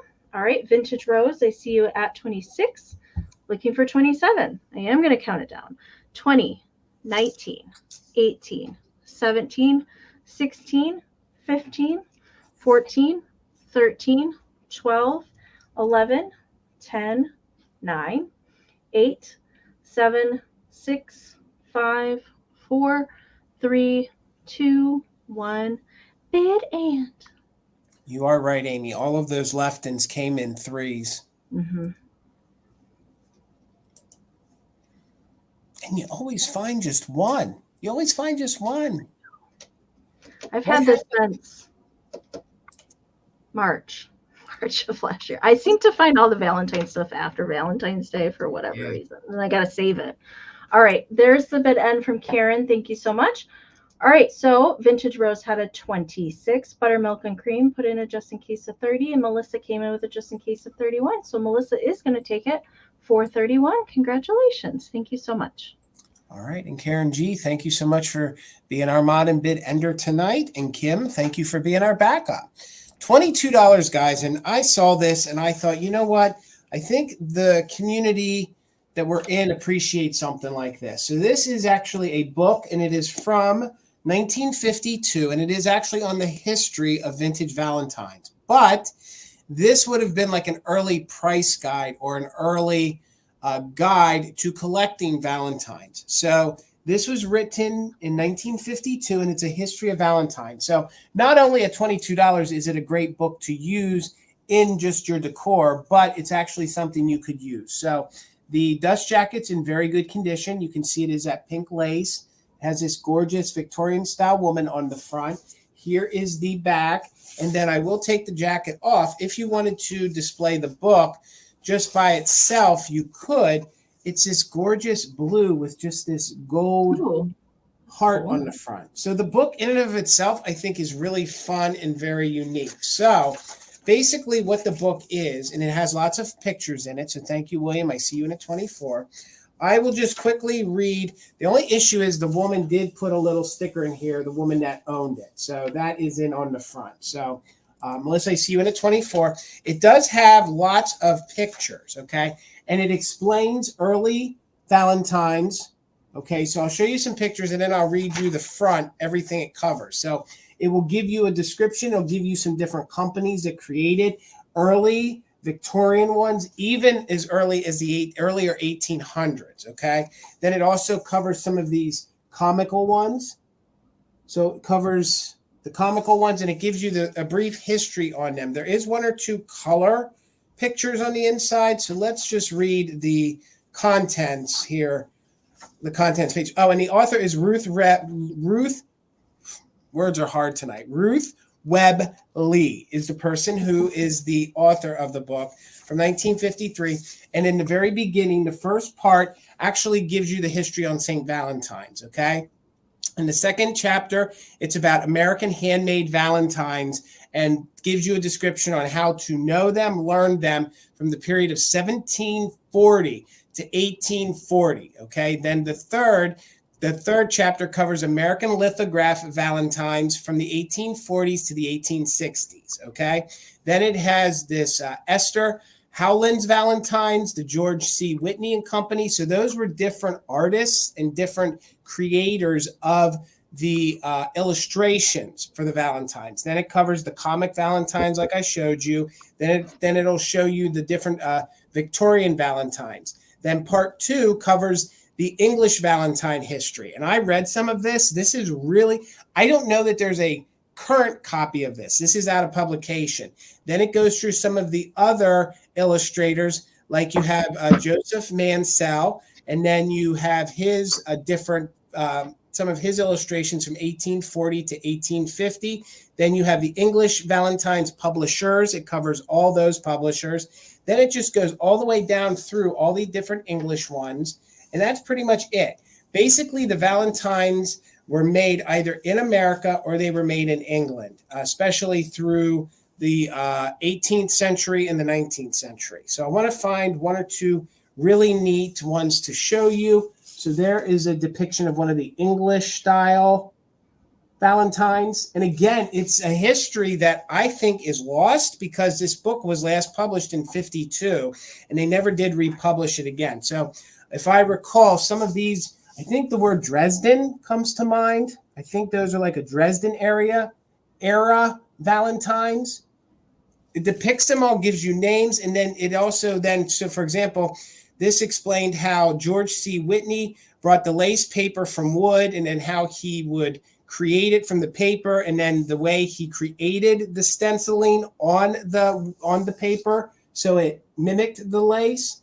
It covers like literally all the way up until Victorian time. So if that's something you guys are into, I see all your bids. Timmy is in at 30, and the book's in very, very good condition. There's no stains, there's no issues, and the jacket is superb. So let me find one more picture just to show you guys. I want to show you some. There was one I saw, and you would think that I would go through and mark the pages, but no, that would be what the professionals do, not what Jason does. So just give me one moment. Like here's just some of, so here's some of the depicted Mary Valentines. Look at that. And that's supposed to be the comical ones. So that's supposed to be part of the era of the comical ones. And that was the, yeah. So, I mean, this is even Valentine's that I've never even seen or ever been able to touch to sell. And it just kind of, it brings it full circle because it kind of then shows the history of why we do give Valentines and the way they are today. So the very beginning. So I appreciate everybody's bids. The book measures 9.5 by 6.25 in very good condition. The only issue is right here to the top of the dust jacket, but it's super clean.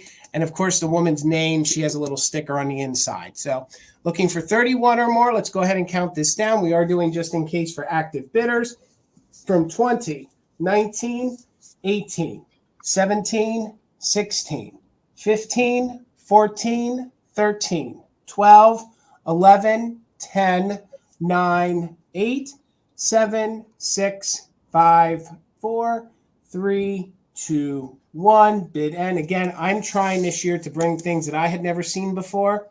I never saw this book before. I've never seen that book. I never knew it existed. I found some examples online, but there's not many. And a lot of them don't have the dust cover, and a lot of them are in bad condition. So there's the bid end. The two highest just in cases was Melissa. Then we had William. So, William, it's yours for $56, sir. Congratulations. I tell you, it's hours worth of reading, and it educated me. The few things I read. You know, I look at some books, and I've never seen that. Yeah, no, it's good. It's really Thank cool. you all so much. Very cool. All right. 14, Jason. All right, Amy. Okay, so this is a twofer. You're getting both of these together. Now, the last time that I was in Bedford, Indiana, I spent the weekend with Misty, and we raided the Epic Booth 16 at Riverside. And this was, I think maybe this is the last thing that I have from Riverside. I was saving him because he kind of reminded me of a Valentine puppy with his little polka dot bow tie. So as we can see, there's a notch on the front. So that just means the puppies have went off to puppy college. So it's just a standalone figurine, which I don't mind. But you're also going to get a little puppy Valentine. I couldn't help it. You guys know I like to pair the vintage together. So you're going to get, this is unused too, by the way. It's a little Hallmark, a little big-eyed puppy Valentine. So you're going to get the pair together. I will say for the figurine, there's just a little bit of crazing. Most of it's on this side, right in here. But really good paint on the bow. There's just a teeny little pinpoint scratch there in the center. No chips on him. He's just a happy fellow. Really cute. Of course, I'm not really sure what kind of dog he's supposed to be. But he's darn cute. I do not know the maker for him. I have not seen this particular chained set before. I couldn't find him, so I really don't know. I had not seen him before. There's so many makers that did the chained families. It's any guess which one it is. I could probably tell you who it's not, but I don't know who made him, but he's darn cute. Measurement for him, he does measure 6.5 by 3, 6.5 inches tall by 3. I think he's pretty cute, especially if you surrounded him with little doggy Valentines. I think he'd be pretty cute. All right, so I see Karen's in at 14 and Debbie's also in at 14. Debbie's back in at 16. So we're looking for 17 or more on the pair. I'm going to count them down because we still have 3 more rounds after this one to get to, plus your guys' fantastic finds. All right, 20, 19, 18, 17, 16, 15, 14, 13, 12, 11, 10, 9, 8, 7, 6, 5, 4, 3, 2, 1, bid end. You do such a great job at pairing Thank the you. ephemera with I love the to do ceramics. that. All right. There is the bid end from Kim. Thank you for taking over there, Kim. Homeschool LEW, your 20 did come in after the bid end. All right. So homeschool had an 18, Karen had a 19, but Debbie had a just in case of 20. So Debbie T, this pairing is coming to you for 20. Thank you so much. All right, guys. My next item is going to start at $18. Maybe you saw me purchase this in my first shop with me. I did find a rough spot on the front. Okay, so there is a little rough spot on the mold where the mold meets. But then once, of course, again, I got it under the light, it looks like there's a little chip here on the rim. Okay, so I will show you there is a little chip in here on the rim. So where it discolors on your end right there is where the chip is. So, but I can run my finger over it. You're not going to get cut yourself. So I don't want to say these are hard to find. I'm just checking for any other chips, but they're a little more difficult to find them with their lid. Okay. I had sold one of these and I think it was on a sale with Amie and everybody was very excited to get one. So these are mimicked after the little Fenton shoes, the little match holders or the little little glass pieces. This is the little trinket box. Okay. It's getting washed out. I'll show you some more detail, but this is made by Fenton. It is the Victorian style shoe trinket box. It does have the rough spot, the little chip on the inside. I can sand that a little bit if you want me to. But to find this, thank you, Steele, to find this with the lid is really hard to find. I can find the shoe a lot more than just that with the lid. So not only did they stamp the bottom of the shoe, so you can see the Fenton stamp right there. So this is probably 1970s Fenton. They also stamped the inside of the lid, okay? So it's very gorgeous, very Victorian, very nice to decorate with for this time of the year. I'm just making sure. I'm so nervous now that I missed that even when I shopped and found it. Nope, nothing else. This looks great with your Valentine's decor. There you can see the great detail here in the front. It's got like a tassel on the front. Here's the front of the boot and then all the hobnail, and it has all the scalloping. Not only is this great to use all year round and use this to maybe put in little jewelry pieces like your earrings, put this next to the sink. When you take your rings off, drop it in. It's great to keep your jewelry in overnight. But this looks so good if you pull it out and put it with your Valentine's decor. Put it with your Easter decor. I love milk glass this time of the year, and it even looks good at Christmas time. So it was a big chip under the. I know, Kathy. That's the thing with this. And I've seen this in other colorways. Usually you find it in the milk glass or you find it a lot in the turquoise. They did like a slag. Now they did other pieces that are really, really rare, but those are the two that you normally see. Hello, Mary. Good to see you. Those are the ones that you normally see. But yeah, this one, I know folks sometimes discredit the milk glass. This one does not come around that often, especially with the lid on it. But I will sand this front part a little bit, but that chip, just remember, is there on the rim, on the inside. It measures actually 5.5 inches tall, so it is way bigger than your traditional Fenton shoes. It is 6 inches wide. So again, it is that gorgeous hobnail effect. Sorry, I missed that little chip in the shop with me, but I still don't think that it discredits the piece.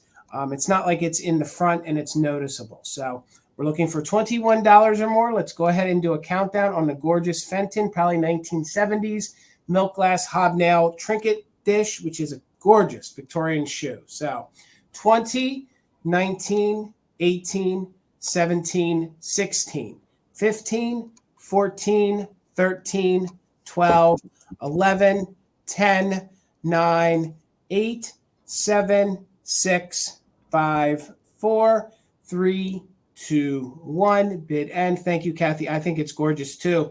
And this is one of those sleeper pieces. Y'all could walk by this and not even think twice and discredit it, but they just don't come around that often in this kind of condition and with the lid. You're always missing the lid. There's the high heel big end. The high heel bid end. Thank you so much, Karen, or big end, whatever. Kathy had a 21, but we had Circle 7 Farms in it just in case. So for 22, congratulations. It's coming to you. All right, Amie. The big All right, Come on, 16, Jason. All right. All right. So I have another planter up tonight. If you guys saw my shop with me video from Sunday, you will recognize her. Now she is a little Lefton China, little kitty planter. They also did a little series of these kind of spaghetti trimmed cats, dressed in different colors and different color bow ties. This one is dressed in kind of a white. Amy, can I just pop in for 1 second, Amy? Yeah, I think I said 31. It goes to Laura of Circle 7 Farms. It goes to you for 22. 22. So I just want to make sure that I said the right thing. Sorry to interrupt, Amy. No, you're all right. The bow tie in this one is green with blue polka dots, and it's meant to, like, the little basket planter on the back is supposed to be like a little backpack, like she's wearing it as a little knapsack on the back. Now I will say, when I bought her, I knew that this was here. The very tiny little edge of the eyelash has been nicked off. It's not super noticeable, but I did want to note that. Otherwise, she's really good shape. There is some staining that is inside of the planter. I did clean that. I could not get that out of there. There's no other chips or crazing that is present on here. Really, really cute. Measurement for her, she is 4.5. So I measured it this way, 4.5 by 5 to the tip of the ear. And bonus, you're going to get this too. Oh my God. It's a little, I found this when I was going through my, my box of Valentines. I'd actually forgotten that I had this. So it's a little, something that was given out. It's just a little like informational booklet about cats, kind of like their attitudes and caring for them. So there's little pictures. I think this is probably from the late 50s, if I had to guess, but this one I was looking at, the black cat, and look at the witch down here. And there's a little poem. It says, there was an old woman who rode on a broom with a hi-gee-ho, gee humble, and she took her old cat behind for a groom with a bimble bamble bumble. Oh my God. Say that 4 times fast. It's just a little like informational booklet. There's a little chihuahua, little picture. I don't know. So it's coming with this. You guys know? Fine. So I thought it was cute with the cute little cat graphics on the front. Yeah, it was just something, Pittman Moore, division of Dow Chemical Company, something that was probably given out at a vet or something like that.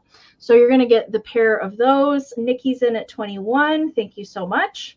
We're looking for 22 or more. I'm going to count it down. 20, 19, 18, 17, 16, 15, 14, 13, 12, 11, 10, 9, 8, 7, 6, 5, 4, 3, 2, 1, bid end. Oh, Karen, I miss Hee Haw. Oh, do I miss Hee Haw on Saturday nights? Did you ever watch Hee Haw as a kid, Amy? Maybe that was. I think that was just enough. Yeah. Okay. Little mini Pearl coming at you with her price tag on her hat. The cats went out to serenade, and on a banjo sweetly played. And summer nights they climbed a tree and sang, "My love, oh come to me." Okay. All right. There's a bit of Karen. Enough poetry for this evening. All right. Nikki had a 21. She did not need her just in case. Nikki, this is coming to you. Thank you so much. Cat and broom bid end. All right, Karen. I got it. All right. This one's going to be choice at 15. Choice. Yes, exactly. Howdy. Absolutely. Oh, boy. Never mind. Now my Central Pennsylvania is coming out at me. So, all right. Yes. It was a good Friday night because then you knew, you switched. It just wasn't something I watched on a regular basis. It was, as a young age there, it was enough into the 80s where that was on, and then it set you in, and then it still was on, I think. William, I don't know about youth now. I don't know about that. Hee Haw is still on repeats. I don't know that Antenna TV or any of those do it, but I know you can catch it on some of the other platforms. So, yeah, good old Hee Haw. Oh my God. Yeah. Every Saturday night. All right. $15 choice and they are on bud vases, okay? I just want to correct myself. When I was showing this in the preview of my last video, I thought they were early glass. I believe that these are probably Pilgrim glass, okay? So I do believe that these are probably Pilgrim 50s, 60s in that era, but they are cranberry glass. They're going to look really good in your Valentine's Day decor, in your all year decor, and they have this gorgeous bulbed optic bottom, so it is very weighted. So if you wanted to use this, the way they concentrated that glass at the bottom, you could put a lot of fluid in that, and you could put a lot of flowers in that. So it has like a diamond optic effect to it, and then you can see as they stretched it, it pulled it, so then it has those optic feels in like a ribbing effect. Now there is an inclusion. There is a piece of flint that got stuck in the one. And then you have the ruffling here on the top. There's no chips, no cracks. That's your first one. And they both measure about 7 inches tall. Then here's your second one. Identical. You can see where they polished off the bottom. And then you have the diamond optic. And then you have the pull again. And then you have the top. So there's no hard water issues to them at all. They're both great. They would look great on a mantle.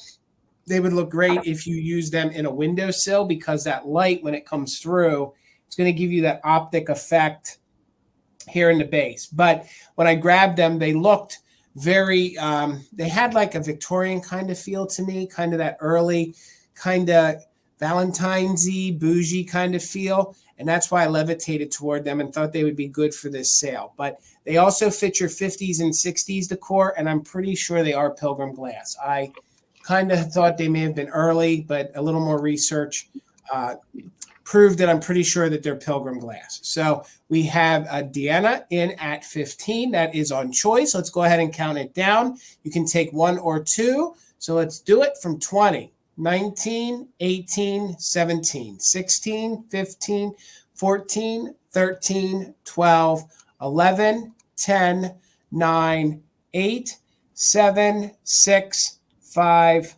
4, 3, 2, 1. Bid end. The way the base is, if water would have sat in there too long, you would have hard water stains, but none. They're crystal clear. They're in very good condition, and they have a really good look to them.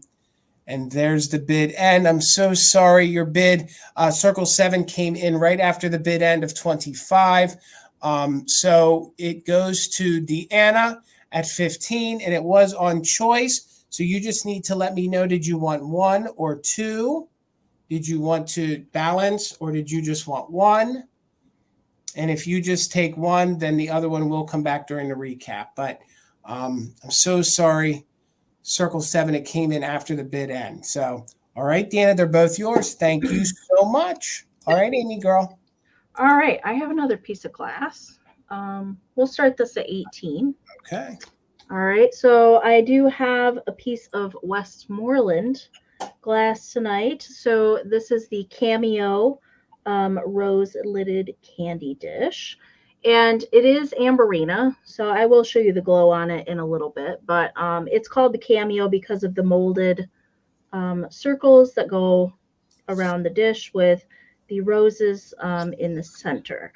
Now, all of the painting on this is hand-painted. It is signed by the artist. A lot of times, like we see on Fenton pieces when they hand-paint the things, it is signed. It is also signed on the lid as well. That's getting super washed out. But it's white. It's white little leaves with pink little flowers painted on there. You can definitely see the Amberina coming through on the lid. And underneath here, there is a little CP signature there. I like that they did that, so in case the lid got separated. And then on the bottom, it is signed here on the bottom, C. Pelletier, 1979 is the signature. I don't know if it's going to come into focus or not. But then all of the white and the roses in the little Cameo is all hand painted. There's no chips on this, but I will say, I was looking at it after I cleaned it. There are some surface scratching. I'm not sure if any of them are going to get to pick up. Obviously, this was probably used. There's just a few little surface scratches that are down here in the bottom of the bowl. They're not like deep scratches or anything, but they are there. I wanted to note that to you. There's no chips or anything. They were not heavy-handed when setting the lid down. And there was another scratch I wanted to point out to you on the lid. A very tiny little surface scratch right there by my fingernail. Not super large, but I'll show you the glow on it. I'm not sure. No, I need to charge my my light. So let's see if my backup light will work. Amie, this red is so red and so good for it's a very deep red. It's not flashed on or anything. It's true red, but it is amberina. Most of it is concentrated down here at the base, and then where the pull for the lid is attached. That's where most of the amberina is concentrated, but it is a very deep, pretty ruby red. I thought it was pretty for Valentine's. I thought I would bring it here tonight before I packed it up if nobody was interested in it.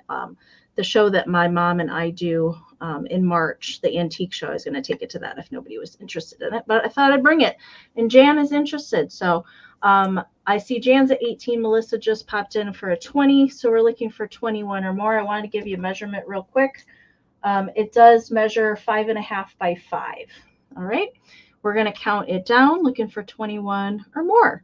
20, 19, 18, 17, 16, 15, 14, 13, 12, 11, 10, 9, 8, 7, 6, 5, 4, 3, 2, 1, bid end.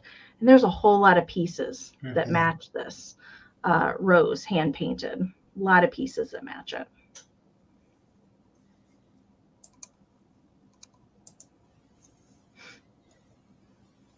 And the paint is so good on that, the hand painting. It's not even worn off. No, there's no scratching to any of the hand painting, which is pretty amazing. All right, there's the bid end from Karen. Thank you so much. All right, Melissa had the high bid at 23, but Jan came in there with it just in case of 40. So Jan is going to take it for 24. Congratulations, Jan. Jan, you staying warm up there? You staying warm? Gosh, yeah, I know. All right, $14, guys. And I love using vintage candy tins in my decors. So this next one, and I believe that both, I actually, words tonight, Jason. I actually have two. One I didn't preview, one I did. So the Lavelle and Cavell Company in Boston, this is their candy container, okay? This one, I believe, in my research, it is the little petite chocolate tokens. I believe that this is their Valentine's Day version because every version you find is all in gold and black. Every time you find it with the red details, everybody says that they believe it's the Valentine's Day one. So I believe that this was the one that would have been that they would have sold for Valentine's Day. And it is that thicker tin. So this is probably 1920s, 1930s, somewhere in there. And I believe that it is a pound. I believe it is, 1 pound of the chocolate petites. So this is your first choice, and it's in very good vintage condition. If I can get the lid off, there you can see on the inside there is a little bit of wear, but you can see where it is double hinged, or should I say double insulated there. So it is a weighted lid. So it is a weighted lid on top.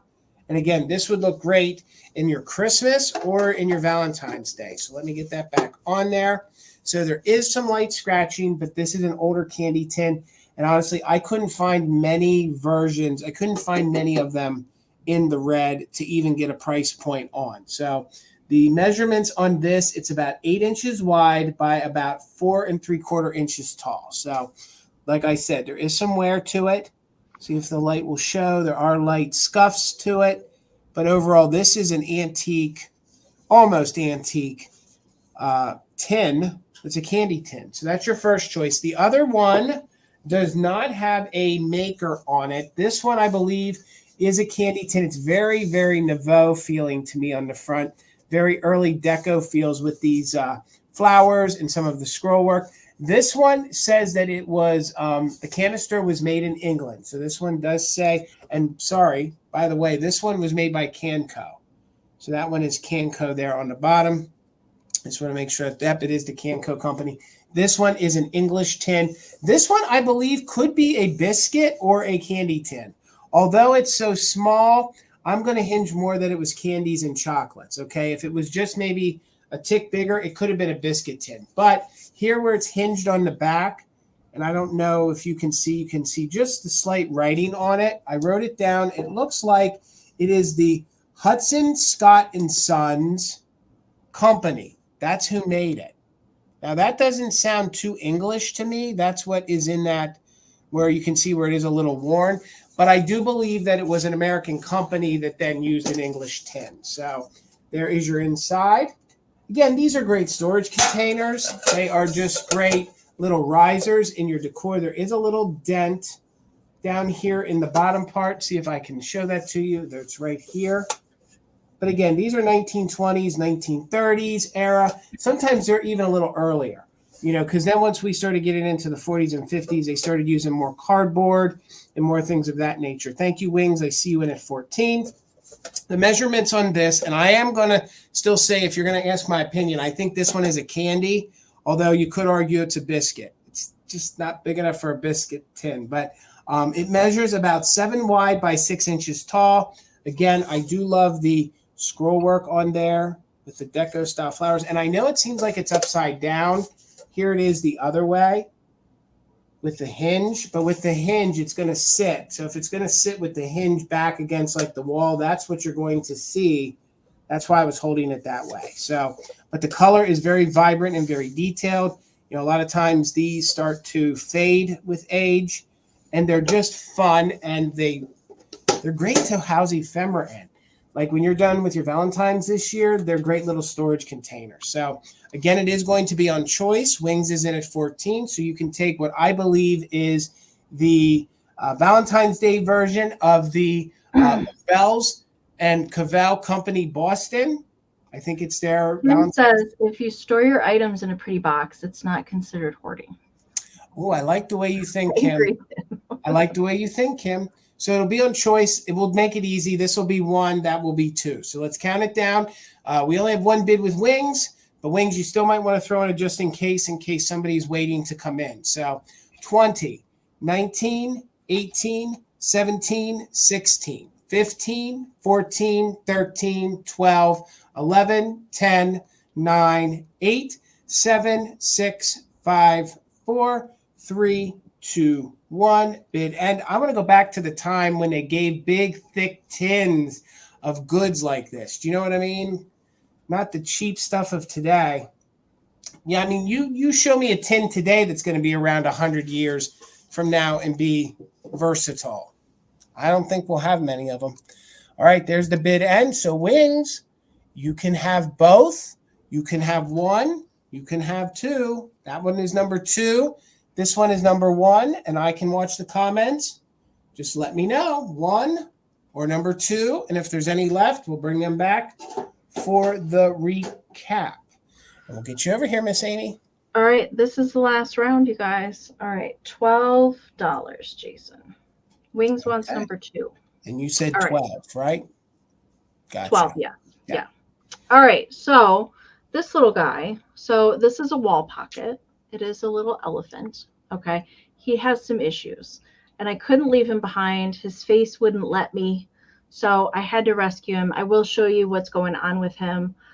So if anybody is interested in him, if you want the little sparkly heart picks, I will include those, but you're also going to get, of course, I couldn't help it. I had to include a cute little elephant Valentine because why not? Right? So yeah, you're going to get the Valentine with it. And if you want the pics, I have a whole bunch of these. So if you want these, I can include those if you want them. All right. So, little elephant is darling on the front. All right. And it is a wall pocket planter. All right. It does has some staining. It has, a hairline. Okay. It has a hairline right here. And there you can see it on the inside.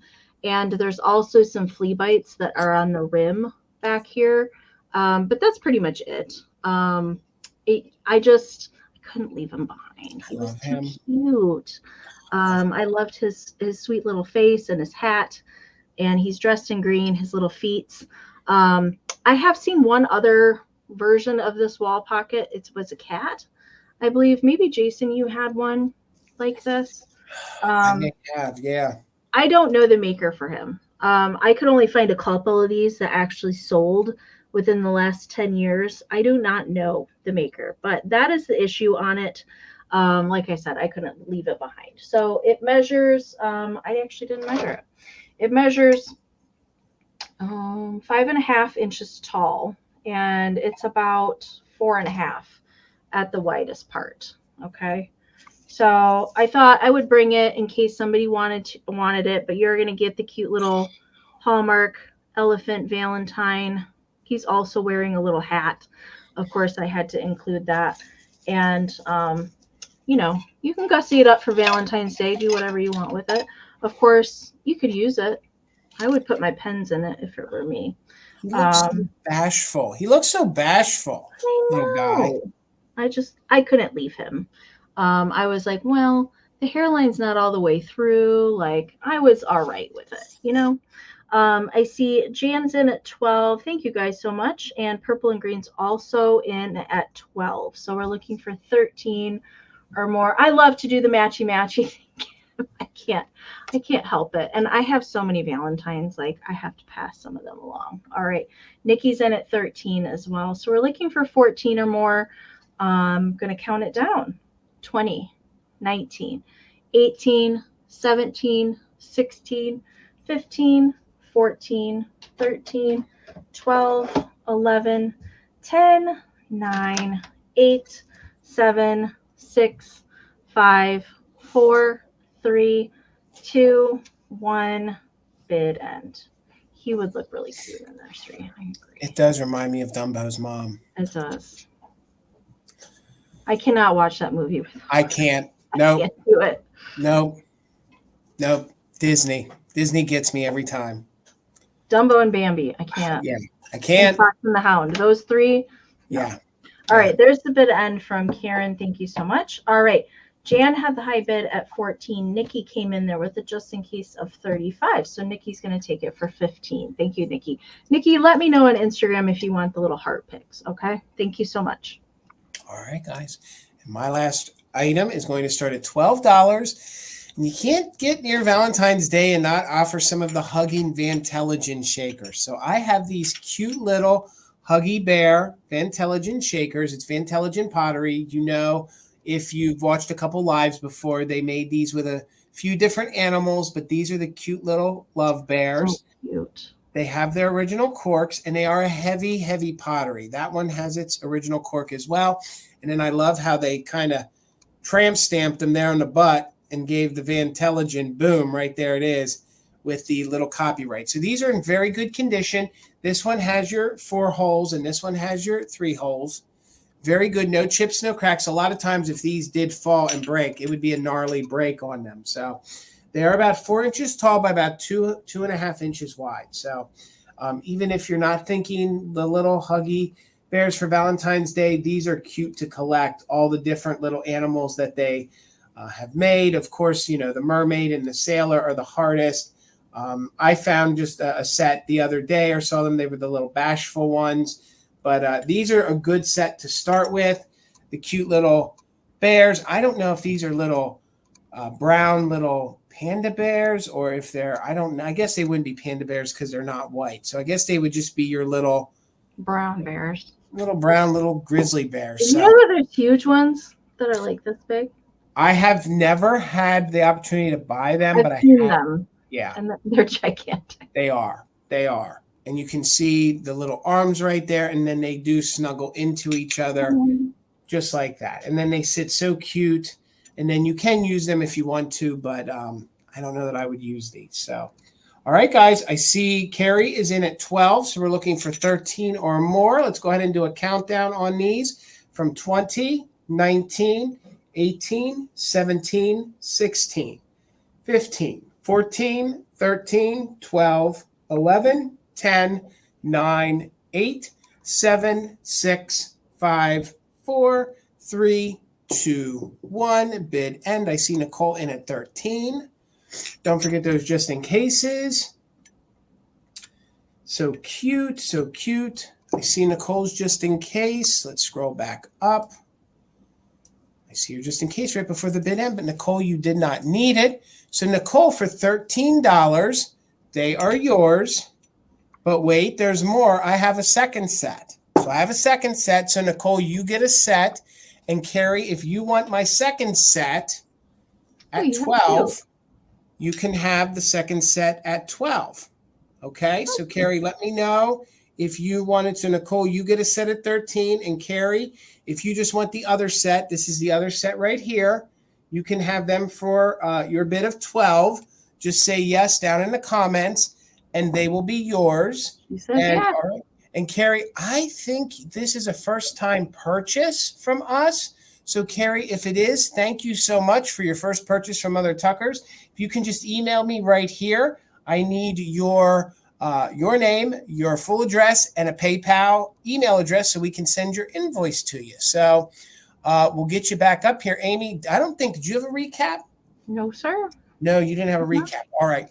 Bear with me here real quick, and I will write down. You have one thing, right, Jason? I have 3 things left over for my choice round. So. Okay. So how the recap is going to work, you guys. So Jason will bring back anything that didn't sell during the sale. He'll show it to you again.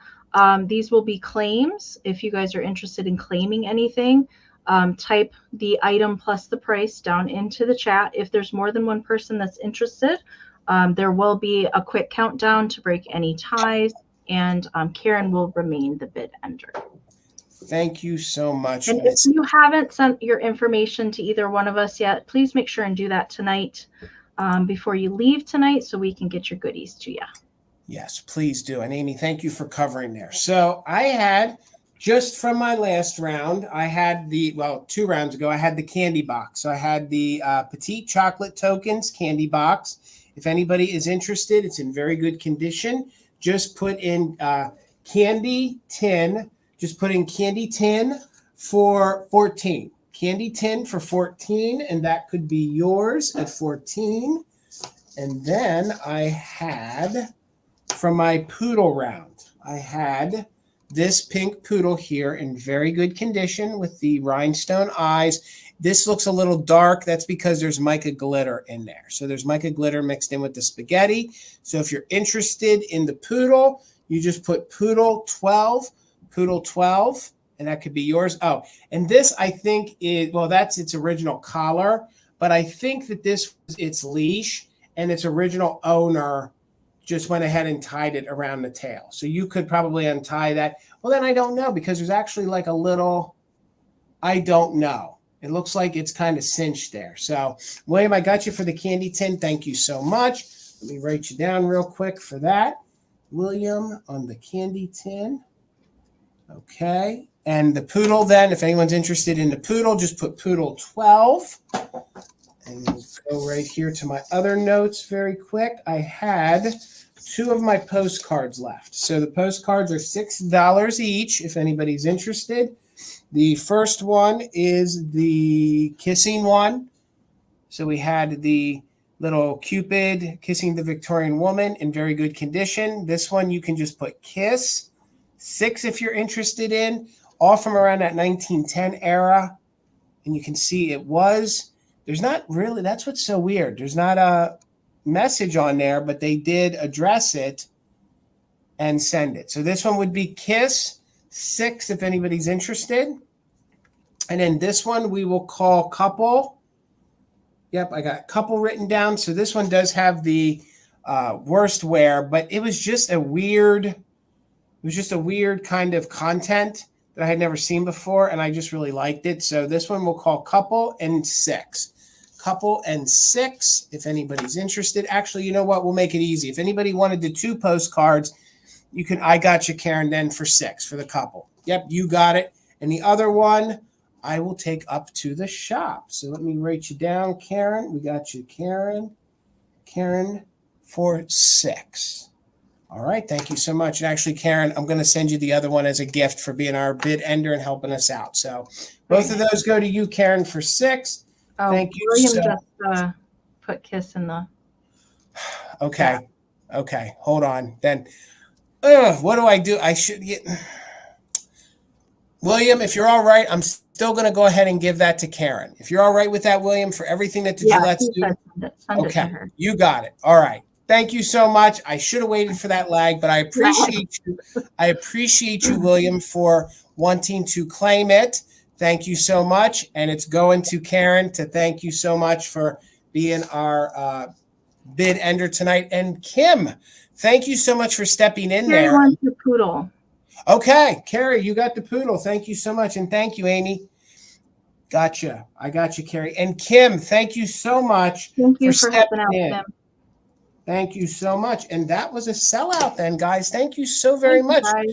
We appreciate you guys so very much. So before we get into the community shares, Amy, do you want to tell the folks when you'll be back? We'll do that, and then we'll do the community shares. I don't even know what day it is. Let me look at the calendar. All right. Okay. Yes, I will be back next Wednesday. Next Wednesday's the only sale back here for Fantastic Finds I have next week. It's the following week that I have something extra. So I'll talk about that next week. Okay. Thank you guys so much. So gang, make sure you are subscribed to Amy's channel. Make sure you're following her on Instagram because it's a surprise to me. She's got something in the works. So I do. February 1st. So just keep an eye out for that. There'll be something on my channel February 1st. All right. All right. Yeah. Sounds like a good time. So I do want to promote something new that's coming up. But first of all, I will be back on Monday night for Marvelous Mother Tucker's Monday. It'll be me and Garden Guy Bill. So that'll be at 8 p.m. Eastern. And then I'll be back with Amy on Wednesday. Next Friday, not this Friday, but next Friday, which is the 26th, the Valentinos are coming over here to YouTube. So we had actually hosted the first Valentino sale on my channel a year ago. That's how we kind of got the name Valentinos. It was Has it been a year already? Yeah, it's been a year, Amy. Time flies when you're having fun. So we decided that we got so much feedback and we wanted to add another sale. So we felt we'd come back to our core, come back over here to YouTube. So we will always do the first Friday of each month over on Instagram because there are some folks that don't like to come over or vice versa. And then we'll skip a week. And then the next week we'll be over here on YouTube. So it'll be every other week. It'll always be at 8 p.m. But the first one will be on Instagram, skip a week, then we'll be over here on YouTube. And we'll put a schedule out, promos. The Valentinos are me, Bill, Garden Guy Bill. It is also John of Everyday Holiday Displays and Brian of Mid-Century Mister. So please make sure you're subscribed and following all of them. Especially you have to follow them over on Instagram because one of them, Brian, does not have a YouTube. But John actually does. So you can follow him over here. He has no content over here, but I'm sure he'd appreciate the follow. Karen G, again, thank you so much. Kim, thank you so much. Before we get into Laura from Ohio, who is Daffodil Fields Finds, I want to share my fantastic find, or should I say the fantastic find that Tina found today that I've been looking for a long time. Do you mind if I show them real quick, Amy? No. Okay. All right. Hold on. I'm going to make myself big here. Let me go ahead and make myself big. Guys, these are little sleepers. You don't find these that often. Now, these are made by Glass Bake. Okay. Let's see if I can show you. Have you ever seen these before, Amy? No. These are Depression era, little Valentine's, little individual cake dishes. So you would bake your cakes in these. So they have these cherubs on the sides and the Valentine, the double hearts. They have another cherub on the side here. And you can see that they're made by, hold on here. It's very hard to show the insignia, but they are made by the Glass Bake Company. These are probably 1930s. And I've wanted one of these for such a long time. I have never seen that. They're kind of sleepers. A lot of times, this is why anyone that is a reseller or anyone that does content says check the clear glass, because these would have been in the clear glass section and they would have been missed. Look at the details on those cherubs. How great are these? And these we're going to put little conversation hearts in. I'm not going to use these as baking dishes. Cool. Although I want to go back to the era where these were, I mean, could you imagine going into the hardware store or the Five and Dime and picking these up to bake with? And then that, well, it's not on it's on the outside. So it wouldn't have baked. I mean, if it were me, I would bake a brownie in there. Oh my God, it's so good. So these are staying with us because I've wanted them for a long time. I promise you guys, see, this is where I have to have balance. So I have to have 2 because that's my weirdness. If I ever find any more, I promise they'll come to a live sale. So I'm not promise. Gonna have to look for those because I didn't even know those existed. Again, gang, that's the fun part about doing this. We can all learn. We can all see some things that we've never seen before, so then we can search for them, because people didn't even decorate with that for Valentine's Day. But now that we're not cooking with stuff like that, yeah. So, all right, guys, now it's time to see some epic, fantastic finds. So before we get into it, let me show the email one more time. So please, if you guys have anything that you deem a fantastic find, please email myself and Amie to sharemyfindslive@gmail.com. It is sharemyfindslive@gmail.com. Send us the pictures, but please make sure you add your name and a brief description of what we're seeing so that we can tell the folks. Yeah, when you guys are putting out your Valentine displays, send us some pictures real quick. I forgot to tell you, Jason, I took my Christmas down on Monday.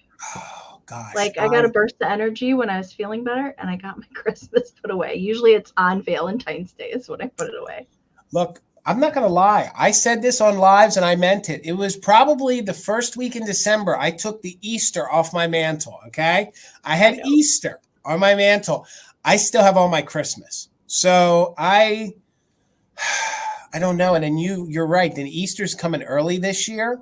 Mm-hmm. So we're going to take one down. So I don't know. I don't know if we'll get the Valentine's out this year. So, yeah, I don't know. And the way I feel right now, I'd rather focus on work than taking down the decorations. Plus, the Christmas makes me feel so good. You know what I mean?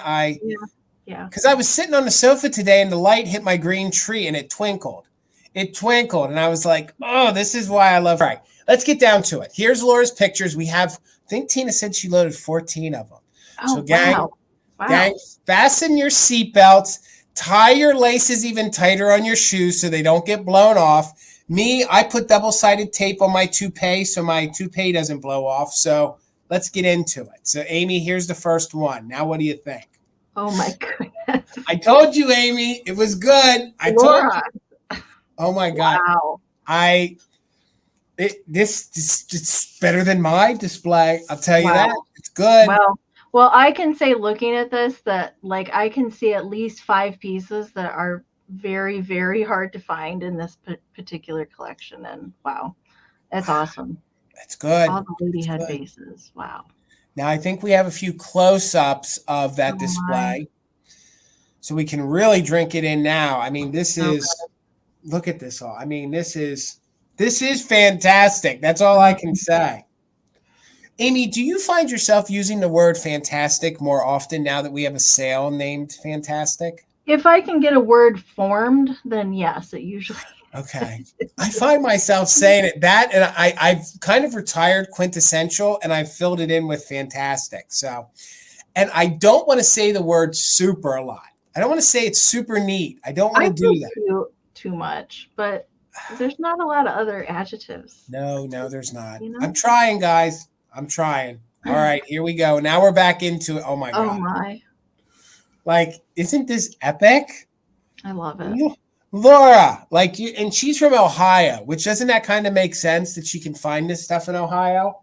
Laura, do you come to Springfield for the extravaganzas? If so, you might see us. Yes, and if you do, say hello and wait till you see. Oh my God, she took an old dollhouse. Look at this. What a great idea. Amie, have you the tin yes. litho dollhouse? What a good idea. I love it. Have you ever seen the folks that have completely blinged up a tin dollhouse before? No. Oh gosh, if you get a chance to, I love the ball trim. That's so good. If you get to Google some, Amie, I mean, they really bling them out, and it's fantastic, like she did here. It's really good. Now, look at this. Look at that reindeer up there, Amie. That's a Christ reindeer. That it is. That it is. This is really good. Whew. And then the jewelry tree. Now we'll break it down with some close-ups. Look at the deer. Look at the deer. Did you buy those deer for me, Laura? Did she buy those deer for me? I can't remember. I feel like I may have sold her. Maybe I didn't. And here's some close-ups here. Oh, that candy cane. And those are some unique little Holt Howard girls that I've never seen before down there. With See, the little, yeah, those are much harder to find ones with the little candy canes. Those don't come around very often. Those are so good. Oh my God. Love it. That's all of them. That's all of them, guys. Wow. That was a lot. My goodness. Laura, congratulations. That is an epic collection. My hat is off to you. I mean, that's good. I know, Brenda, I'm speechless. Congratulations. We are all very proud of that collection. And that's what makes us all get up in the morning and hunt for that vintage so we can have epic collections just like that. So, awesome. Thank you, Laura, for sending those in. Gang, as we let you go, a couple quick reminders. Please make sure if you are new to us, you email Amie and I your information. Our emails are right here below us. They're also in the description if you need to come back. You can even check the chat later on in a replay because our mods kept putting our emails in. So please email us your information. Please make sure, especially with this cold snap, we haven't had a cold snap like this in a long time. Acclimate the boxes. Amie explained it to us. She's right on point. Acclimate those boxes. And other than that, you guys stay safe, stay warm. There's some more storms coming through. I'll see you back on Monday. And then we'll be back here Wednesday with Amie. And Karen, thank you so much. And Kim, thank you so much. And welcome to the channel as a mod. So, all right, Amie, anything else that I missed? I don't think so. I think we covered it. No, I'm going to go take some vitamin C and take a nice long winter's nap. Winter's nap. To get over this. My God.